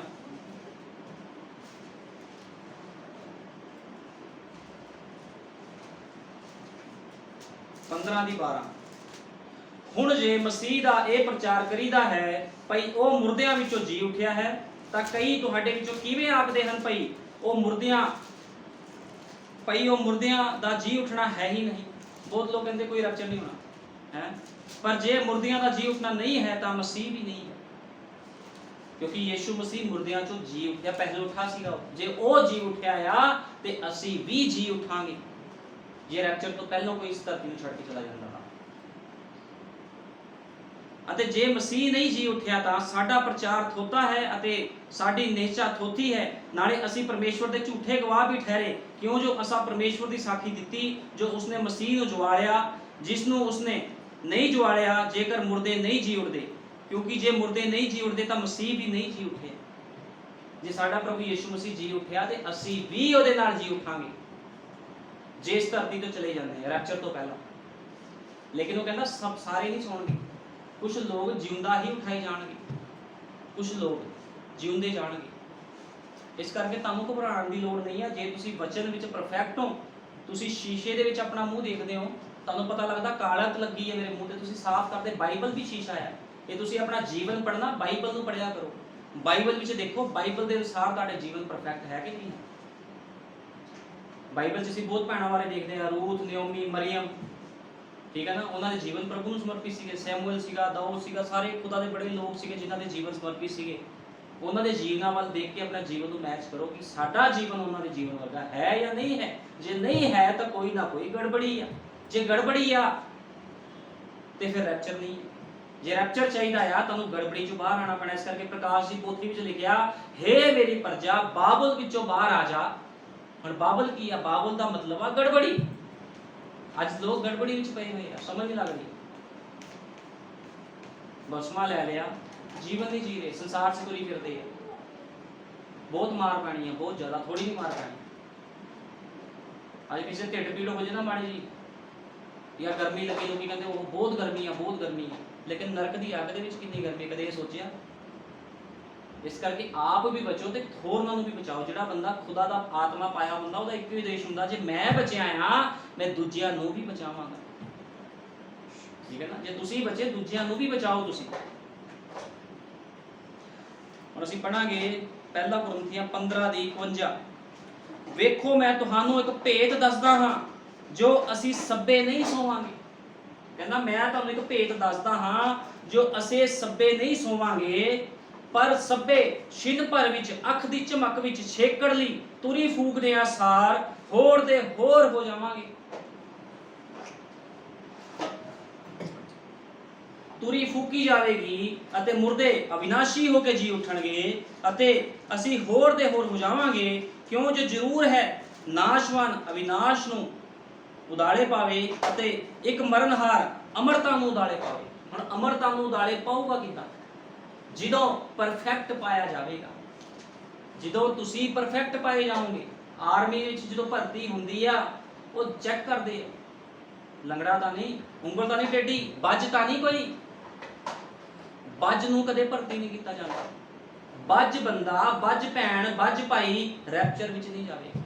परफेक्ट जाणगे पूरी तरह। जांच करनी उन्हें, जांच ही कर रहे हो। अज संदेश प्रचार हुंदा हर संडे, तुसीं अपने घरां 'च जांदे हो, संदेश प्रचार होण तो बाद जे तुसीं अपने घरां 'च जांदे हो, किहो जिहा जीवन बतीत कर रहे हो, तुहाडी जांच करदा है। यही चीज़ां तुहानूं दस्सणगीਆਂ तुसीं जाओगे या नहीं जाओगे, ठीक है ना। पर जां ਇਹ ਨਾਸ਼ਵਾਨ ਅਵਿਨਾਸ਼ੀ ਨੂੰ ਅਤੇ ਮਰਨਹਾਰ ਅਮਰਤਾ ਨੂੰ ਉਦਾਲੇ ਪਾ ਚੁੱਕੇਗਾ, ਤਾਂ ਉਹ ਗੱਲ ਜਿਹੜੀ ਲਿਖੀ ਹੋਈ ਹੈ ਪੂਰੀ ਹੋ ਜਾਵੇਗੀ, ਮੌਤ ਤੇਰੀ ਬੁਰਕੀ, ਮੌਤ ਫਤਿਹ ਦੀ ਬੁਰਕੀ ਹੋ ਗਈ। हे ਮੌਤ ਤੇਰੀ ਫਤਿਹ ਕਿੱਥੇ ਹੈ? ਫਤਿਹ ਖਤਮ ਹੋ ਜਾਣੀ ਮੌਤ ਦੀ, ਕਿਉਂਕਿ ਤੁਸੀਂ ਅਮਰਤਾ ਦੇ ਵਿੱਚ ਚਲ ਜਾਣਾ ਹੈ। ਤੇ ਤੁਹਾਨੂੰ ਪਤਾ ਜਿਹੜਾ ਬੰਦਾ ਨਬੀ ਦੇ ਸੰਦੇਸ਼ ਦੇ ਉੱਪਰ ਜੀਵਨ ਬਤੀਤ ਕਰਦਾ ਉਹ ਅਮਰ ਆ। ਲੋਕ ਜੋ ਮਰਜ਼ੀ ਕਹੀ ਜਾਣ, ਮੈਂ ਅਮਰ ਆ, ਮੈਨੂੰ ਕੋਈ ਦੁਨੀਆ ਦੀ ਤਾਕਤ ਨਹੀਂ ਮਾਰ ਸਕਦੀ। ਇਹ ਤੁਸੀਂ ਵਚਨ ਦੇ ਅਨੁਸਾਰ ਜੀਵਨ ਬਤੀਤ ਕਰਦੇ ਹੋ, ਤੁਸੀਂ ਅਮਰ ਹੋ। ਤੁਸੀਂ ਕਿਸੇ ਕਹਾਣੀ 'ਚ ਪੜ੍ਹਿਆ ਹੋਣਾ ਵੀ ਲੋਕ ਅਮਰ ਹੁੰਦੇ ਆ। ਅਮਰ ਕਰਦਾ ਕੌਣ ਆ ਉਹਦੇ ਬਾਰੇ ਕਿਸ ਨੂੰ ਨਹੀਂ ਪਤਾ। ਅਮਰ ਸਾਰੇ ਹੋਣਾ ਚਾਹੁੰਦੇ ਆ। ਅਮਰ ਸਿਰਫ ਖੁਦਾ ਬੰਦਾ ਖਾਲਸ ਵਚਨ ਕਰਦਾ। ਜੇ ਤੁਸੀਂ ਵਚਨ ਨੂੰ ਪਹਿਲ ਦਿਓਗੇ ਤੁਸੀਂ ਅਮਰ ਹੋ, ਤੁਹਾਨੂੰ ਕੋਈ ਨਹੀਂ ਮਾਰ ਸਕਦਾ। ਹੋ ਸਕਦਾ ਤੁਹਾਡੀ ਅੱਜ ਮੌਤ ਹੋ ਜਾਵੇ, ਤੁਹਾਡਾ ਪਾਸਟਰ ਨੂੰ ਬੁਲਾ ਕੇ ਜਨਾਜ਼ਾ ਪੜਿਆ ਜਾਵੇ, ਤੁਸੀਂ ਮਿੱਟੀ ਵਿੱਚ ਮਿੱਟੀ ਹੋ ਜਾਵੋ, ਲੇਕਿਨ ਇੱਕ ਦਿਨ ਫਿਰ ਜਦੋਂ ਯੀਸ਼ੂ ਮਸੀਹ ਆਪਣੀ ਦੁਲਹਨ ਨੂੰ ਲੈਣ ਆਵੇਗਾ, ਤੁਸੀਂ ਅੱਖ ਚਮਕਦੇ ਸਾਰ ਹੋਰ ਦੇ ਹੋਰ ਹੋ ਜਾਓਗੇ ਤੇ ਰੈਪਚਰ ਨੂੰ ਪ੍ਰਾਪਤ ਕਰੋਗੇ। ਅੱਜ ਲੋਕਾਂ ਨੂੰ ਸਮਝ, ਕਿਉਂਕਿ ਲੋਕੀ ਸਰੀਰਕ ਗੱਲ, ਲੋਕੀ ਸੋਚਦੇ ਪਤਾ ਨਹੀਂ ਕੀ ਹੋਣਾ ਬਾਅਦ ਚ ਨਹੀਂ ਹੋਣਾ। ਅੱਜ ਅਸੀਂ ਆਪਣੇ ਬੱਚੇ ਥੋੜੀ ਭੁੱਖੇ ਮਾਰਨੇ ਹੈ। ਅਸੀਂ ਖੁਦਾ, ਅਸੀਂ ਲੋਕਾਂ ਦੇ, ਅਸੀਂ ਦੁਨੀਆਦਾਰ ਦੇ ਕੰਮ ਨਾ ਕਰੀ ਜਾਓ ਭੈਣ ਭਾਈ, ਉਹ ਤੁਹਾਡੇ ਦੇ ਉੱਪਰ ਡਿਪੈਂਡ ਕਰਦਾ। ਲੇਕਿਨ ਜਿਹੜੇ ਲੋਕ ਖੁਦਾ ਦੇ ਬੇਟੇ ਬੇਟੀਆਂ ਆ, ਉਹ ਹਰ ਇੱਕ ਚੀਜ਼ ਨੂੰ ਤਿਆਗ ਦਿੰਦੇ ਆ। ਹੁਣ ਤੁਹਾਨੂੰ ਪਤਾ ਬਹੁਤ ਲੋਕ ਸੰਦੇਸ਼ ਦੇ ਚਰਚਾਂ ਵਿੱਚ ਆ ਕੇ ਉਹਨਾਂ ਨੇ ਮੇਕਅਪ ਕਰਨਾ ਵੀ ਛੱਡ ਦਿੱਤਾ, ਮੇਕਅਪ ਕਰਨਾ ਛੱਡ ਦਿੱਤਾ, ਸ਼ਰਾਬਾਂ ਪੀਣੀਆਂ ਛੱਡ ਦਿੱਤੀਆਂ, ਗਾਲਾਂ ਕੱਢਣੀਆਂ ਛੱਡ ਦਿੱਤੀਆਂ, ਫਿਲਮਾਂ ਦੇਖਣੀਆਂ ਛੱਡਤੀਆਂ, ਹਰ ਇੱਕ ਗਲਤ ਕੰਮ ਛੱਡ ਦਿੱਤਾ। ਫਿਰ ਵੀ ਖਾਲੀ ਬੈਠੇ ਲੋਕ, ਕਿਉਂਕਿ ਪਵਿੱਤਰ ਆਤਮਾ ਨਹੀਂ ਪਾਇਆ। ਇਹ ਸਬੂਤ ਨਹੀਂ ਹੈ ਵੀ ਤੁਸੀਂ ਬਾਣੀਆਂ ਛੱਡਤੀਆਂ ਵੀ ਤੁਹਾਡੇ ਅੰਦਰ ਪਵਿੱਤਰ ਆਤਮਾ ਹੈ। ਇਹ ਸਬੂਤ ਨਹੀਂ ਹੈ ਖੁਦਾ ਦੇ ਬੇਟੀ ਬੇਟੀ ਹੋਣ ਦਾ, ਜਦੋਂ ਤੱਕ ਤੁਸੀਂ ਉਹਦੇ ਵਚਨ ਦੇ ਅਨੁਸਾਰ ਜੀਵਨ ਨਹੀਂ ਬਤੀਤ ਕਰਦੇ ਪੂਰੀ ਤਰ੍ਹਾਂ। ਤੁਹਾਡੇ ਜੀਵਨ ਦੇ ਵਿੱਚੋਂ ਮਸੀਹ ਬਾਹਰ ਆਉਣਾ ਚਾਹੀਦਾ ਹੈ, ਤੁਹਾਡੀ ਗੱਲਾਂ 'ਚੋਂ ਮਸੀਹਤ ਝਲਕਣੀ ਚਾਹੀਦੀ ਹੈ। ਮਸੀਹ ਤੁਹਾਡੇ ਨਾਲ ਸੋਫੇ ਤੇ ਬੈਠੇ, ਫਿਰ ਤੁਹਾਡੇ ਬੈਡਰੂਮ 'ਚ ਜਾ ਕੇ ਤੁਹਾਡੇ ਨਾਲ ਹੀ ਸੋ ਜਾਵੇ, ਫਿਰ ਪਤਾ ਲੱਗੂਗਾ ਵੀ ਤੁਹਾਡਾ ਜੀਵਨ ਮਸੀਹ ਜੀਵਨ ਹੈ। ਜਦੋਂ ਗੱਲ ਆਉਂਦੀ ਖੁਦਾ ਦੇ ਕੰਮਾਂ ਦੀ, ਲੋਕ ਪਿੱਛੇ ਪੈਰ ਕਰ ਦਿੰਦੇ। ਜਦੋਂ ਵਿਆਹ ਆਉਂਦਾ, ਫਿਰ ਜਿਹੜਾ ਬੰਦਾ 5000 ਕਮਾਉਂਦਾ ਉਹ ਵੀ 25000 ਰੁਪਏ ਦਾ ਖਰਚਾ ਚੱਕ ਲੈਂਦਾ। ਵਿਆਹ ਆ ਗਿਆ ਆ। ਇਹ ਉਹੀ ਲੋਕ ਨੇ ਜਿਹੜੇ ਸਰੀਰਕ ਨੇ। ਖੁਦਾ ਵੱਲੋਂ ਕਿਸੇ ਚੀਜ਼ ਦਾ ਲਾਲਚ ਨਹੀਂ ਹੈ। ਖੁਦਾ ਨੂੰ ਉਹਦੇ ਪੈਸੇ ਦਾ ਲਾਲਚ ਨਹੀਂ ਸੀਗਾ, ਠੀਕ ਹੈ ਨਾ। ਖੁਦਾ ਨੇ ਉਹਨੂੰ ਆਗਿਆਕਾਰੀ ਕਰਨੀ ਸਿਖਾਈ, ਆਗਿਆਕਾਰੀ ਕਰਨੀ ਸਿਖਾਈ ਖੁਦਾ ਨੇ ਉਹਨੂੰ। ਜੇ ਤੁਸੀਂ ਰੈਪਚਰ ਵਿੱਚ ਜਾਣਾ ਚਾਹੁੰਦੇ, ਖੁਦਾ ਨੇ ਤੁਹਾਨੂੰ ਪਹਿਲੋਂ ਤਰਾਸ਼ਣਾ ਆ, ਬੜੀ ਚੰਗੀ ਤਰ੍ਹਾਂ ਤਰਾਸ਼ਣਾ। ਤੁਹਾਡੀ ਛੋਟੀ ਛੋਟੀ ਉਹਨੇ ਕਮੀਆਂ ਘਟੀਆਂ ਬਾਹਰ ਕੱਢਣੀਆਂ, ਤਾਂ ਕਿ ਕੋਈ ਬੰਦਾ ਤੁਹਾਡੇ ਤੇ ਦੋਸ਼ ਨਾ ਲਾ ਸਕੇ। ਕਿਉਂਕਿ ਜਿਹੜੀ ਲਾੜੀ ਆ ਉਹ ਨਿਰਦੋਸ਼ ਹੋਵੇਗੀ, ਉੱਤੇ ਕੋਈ ਦੋਸ਼ ਨਹੀਂ ਹੋਵੇਗਾ ਜਦੋਂ ਰੈਪਚਰ 'ਚ ਜਾਵੇਗੀ। ਕਿਉਂਕਿ ਖੁਦਾ ਨੂੰ ਦੇਖਣ ਵਾਲਾ ਵੀ ਪਵਿੱਤਰ ਹੁੰਦਾ ਹੈ। ਜੇ ਖੁਦਾ ਕੋ ਜਾਣਾ, ਖੁਦਾ ਵਰਗੇ ਬਣਨਾ ਪੈਣਾ ਤੁਹਾਨੂੰ, ਠੀਕ ਹੈ ਨਾ। ਪ੍ਰਭੂ ਯਿਸੂ ਮਸੀਹ ਤੁਹਾਨੂੰ ਸਾਰਿਆਂ ਨੂੰ ਬਰਕਤ ਦੇਵੇ। ਆਓ ਪ੍ਰਾਰਥਨਾ ਕਰਦੇ ਹਾਂ। ਹਾਲੇਲੂਇਆ। ਧੰਨਵਾਦ ਪਿਆਰੇ ਪ੍ਰਭੂ ਯਿਸੂ ਮਸੀਹ, ਸੱਚਮੁੱਚ ਮੇਰੇ ਮਹਾਨ ਪਿਤਾ, ਤੇਰੇ ਵਚਨ ਦੇ ਵਿੱਚ ਅਨੰਤ ਜੀਵਨ ਹੈ ਖੁਦਾਵੰਦ, ਲੇਕਿਨ ਤੇਰੇ ਵਚਨ ਤੋਂ ਬਾਹਰ ਮੌਤ ਹੈ ਪ੍ਰਭੂ ਜੀ। ਅੱਜ ਲੋਕ ਖੁਦਾਵੰਦ ਮੌਤ ਨੂੰ ਭਾਲ ਰਹੇ ਹਨ ਖੁਦਾਵੰਦ, ਲੇਕਿਨ ਤੇਰੇ ਵਚਨ ਨੂੰ ਕੋਈ ਨਹੀਂ ਭਾਲਦਾ ਪ੍ਰਭੂ ਜੀ। ਤੇ ਮੇਰੇ ਮਹਾਨ ਪਿਤਾ, ਲੇਕਿਨ ਮੈਂ ਤੇਰਾ ਧੰਨਵਾਦ ਕਰਦਾ ਕਿ ਛੋਟਾ ਝੁੰਡ ਹੈ ਪ੍ਰਭੂ ਜੀ, ਜਿਹਨੂੰ ਤੂੰ ਲਾੜੀ ਕਿਹਾ ਹੈ ਖੁਦਾਵੰਦਾ, ਜਿਹਨੂੰ ਤੂੰ ਆਪਣੀ ਦੁਲਹਨ ਕਿਹਾ ਹੈ, ਤੇ ਤੇਰੀ ਦੁਲਹਨ ਨੇ ਹੀ ਤੇਰੇ ਵਚਨ ਨੂੰ ਪੂਰਾ ਕਰਨਾ ਹੈ ਪ੍ਰਭੂ ਜੀ। ਹਰੇਕ ਨੇ ਤੇਰੇ ਵਚਨ ਨੂੰ ਪੂਰਾ ਨਹੀਂ ਕਰਨਾ ਪ੍ਰਭੂ ਜੀ, ਕਿਉਂਕਿ ਦੁਲਹਨ ਨੂੰ ਇੱਕ ਨਿਸ਼ਾਨੀ ਦਿੱਤੀ ਜਾਂਦੀ ਹੈ। ਜਦੋਂ ਉਸਦਾ ਵਿਆਹ ਹੁੰਦਾ ਹੈ, ਦੁਲਹਨ ਸ਼ਿੰਗਾਰ ਕਰਦੀ ਹੈ ਤੇ ਲੋਕਾਂ ਦੀ ਭੀੜ ਵਿੱਚ ਪਤਾ ਲੱਗਦਾ ਹੈ ਵੀ ਇਹੀ ਦੁਲਹਨ ਹੈ, ਕਿਉਂਕਿ ਇਹਨੇ ਸ਼ਿੰਗਾਰ ਕੀਤਾ ਹੋਇਆ। ਤੇ ਮੇਰੇ ਮਹਾਨ ਪਿਤਾ, ਜਦੋਂ ਤੇਰੀ ਦੁਲਹਨ ਵਚਨ ਦੇ ਨਾਲ ਸ਼ਿੰਗਾਰ ਕਰ ਰਹੀ ਹੈ, ਇਹੀ ਸਾਬਤ ਕਰ ਦਿੰਦਾ ਹੈ ਪ੍ਰਭੂ ਯਿਸੂ ਮਸੀਹ ਤੂੰ ਆਪਣੀ ਦੁਲਹਨ ਨੂੰ ਰੈਪਚਰ ਵਿੱਚ ਲੈ ਕੇ ਜਾਵੇਂਗਾ। ਮੇਰੇ ਮਹਾਨ ਪਿਤਾ, ਤੂੰ ਦਇਆ ਕਰ, ਕਿਰਪਾ ਕਰ। ਅੱਜ ਦੇ ਛੋਟੇ ਸੰਦੇਸ਼ ਲਈ ਮੈਂ ਤੇਰਾ ਬਹੁਤ ਧੰਨਵਾਦੀ ਹਾਂ ਪ੍ਰਭੂ ਯਿਸੂ ਮਸੀਹ। ਮੈਂ ਸਾਰਾ ਆਦਰ ਜਲਾਲ ਮਹਿਮਾ ਤੇਰੇ ਨਾਮ ਨੂੰ ਦਿੰਦਾ ਖੁਦਾਵੰਦਾ। ਜਿੰਨੇ ਬਿਮਾਰ ਪਰੇਸ਼ਾਨ ਇਸ ਸਥਾਨ 'ਚ ਬੈਠੇ ਹਨ ਖੁਦਾਵੰਦਾ, ਜਿਨ੍ਹਾਂ ਨੂੰ ਕੈਂਸਰ, ਟੀਵੀ, HIV ਦੀ ਬਿਮਾਰੀਆਂ ਹਨ ਪ੍ਰਭੂ ਯਿਸੂ ਮਸੀਹ, ਜਿਨ੍ਹਾਂ ਨੂੰ ਕੋਈ ਗੁਪਤ ਬਿਮਾਰੀਆਂ ਹਨ ਪ੍ਰਭੂ ਜੀ, ਉਹ ਤੇਰੇ ਨਾਮ ਦੇ ਵਿੱਚ ਜਾਂਦੀਆਂ ਰਹਿਣ ਖੁਦਾਵੰਦਾ। ਮੈਂ ਹਰ ਇੱਕ ਬਿਮਾਰੀ ਨੂੰ ਤੇਰੇ ਨਾਮ ਪ੍ਰਭੂ ਯਿਸੂ ਮਸੀਹ ਦੇ ਵਿੱਚ ਛਿੜਕ ਦਿੰਦਾ ਖੁਦਾਵੰਦਾ, ਕਿਉਂਕਿ ਇਹ ਇਖਤਿਆਰ ਮੈਨੂੰ ਤੂੰ ਦਿੱਤਾ ਹੈ ਮੇਰੇ ਮਹਾਨ ਪਿਤਾ। ਕਿਉਂਕਿ ਸੱਚੇ ਪ੍ਰਭੂ ਯਿਸੂ ਮਸੀਹ, ਜੇ ਕੋਈ ਆਪਣੇ ਅਧਿਕਾਰ ਦਾ ਇਸਤੇਮਾਲ ਨਹੀਂ ਕਰਦਾ ਤੇ ਉਸ ਨੂੰ ਆਪਣੀ ਵਰਦੀ ਵੀ ਉਤਾਰ ਦੇਣੀ ਚਾਹੀਦੀ ਹੈ, ਤੇਰੇ ਨਬੀ ਨੇ ਕਿਹਾ ਹੈ। ਤੇ ਖੁਦਾਵੰਦਾ ਇਹ ਅਧਿਕਾਰ ਤੂੰ ਸਾਨੂੰ ਦਿੱਤਾ ਹੈ ਪ੍ਰਭੂ ਯਿਸੂ ਮਸੀਹ। ਇਹ ਸਾਮਰਥ ਸਾਡੀ ਨਹੀਂ ਹੈ ਪ੍ਰਭੂ ਜੀ, ਇਹ ਸਾਮਰਥ ਤੇਰੀ ਹੈ ਖੁਦਾਵੰਦਾ। ਅਸੀਂ ਤਾਂ ਸਿਰਫ ਪ੍ਰਭੂ ਯਿਸੂ ਮਸੀਹ ਉਸ ਦਾ ਇਸਤੇਮਾਲ ਕਰਦੇ ਹਾਂ। ਤੇ ਮੈਂ ਤੇਰੇ ਨਾਮ ਪ੍ਰਭੂ ਯਿਸੂ ਮਸੀਹ ਦੇ ਵਿੱਚ ਹਰੇਕ ਵੈਰੀ ਦੀ ਸ਼ਕਤੀ ਨੂੰ ਡਾਂਟਦਾ ਹਾਂ ਜੋ ਲੋਕਾਂ ਦੇ ਜੀਵਨਾਂ ਨੂੰ ਖਰਾਬ ਕਰਦੀ ਹੈ। ਤੂੰ ਦਇਆ ਕਰ, ਕਿਰਪਾ ਕਰ, ਤੇਰੇ ਨਾਮ ਪ੍ਰਭੂ ਯੀਸ਼ੂ ਮਸੀਹ ਦੇ ਵਿੱਚ ਮੰਗਦੇ ਹਾਂ, ਆਮੀਨ, ਹਾਲੇਲੂਇਆ।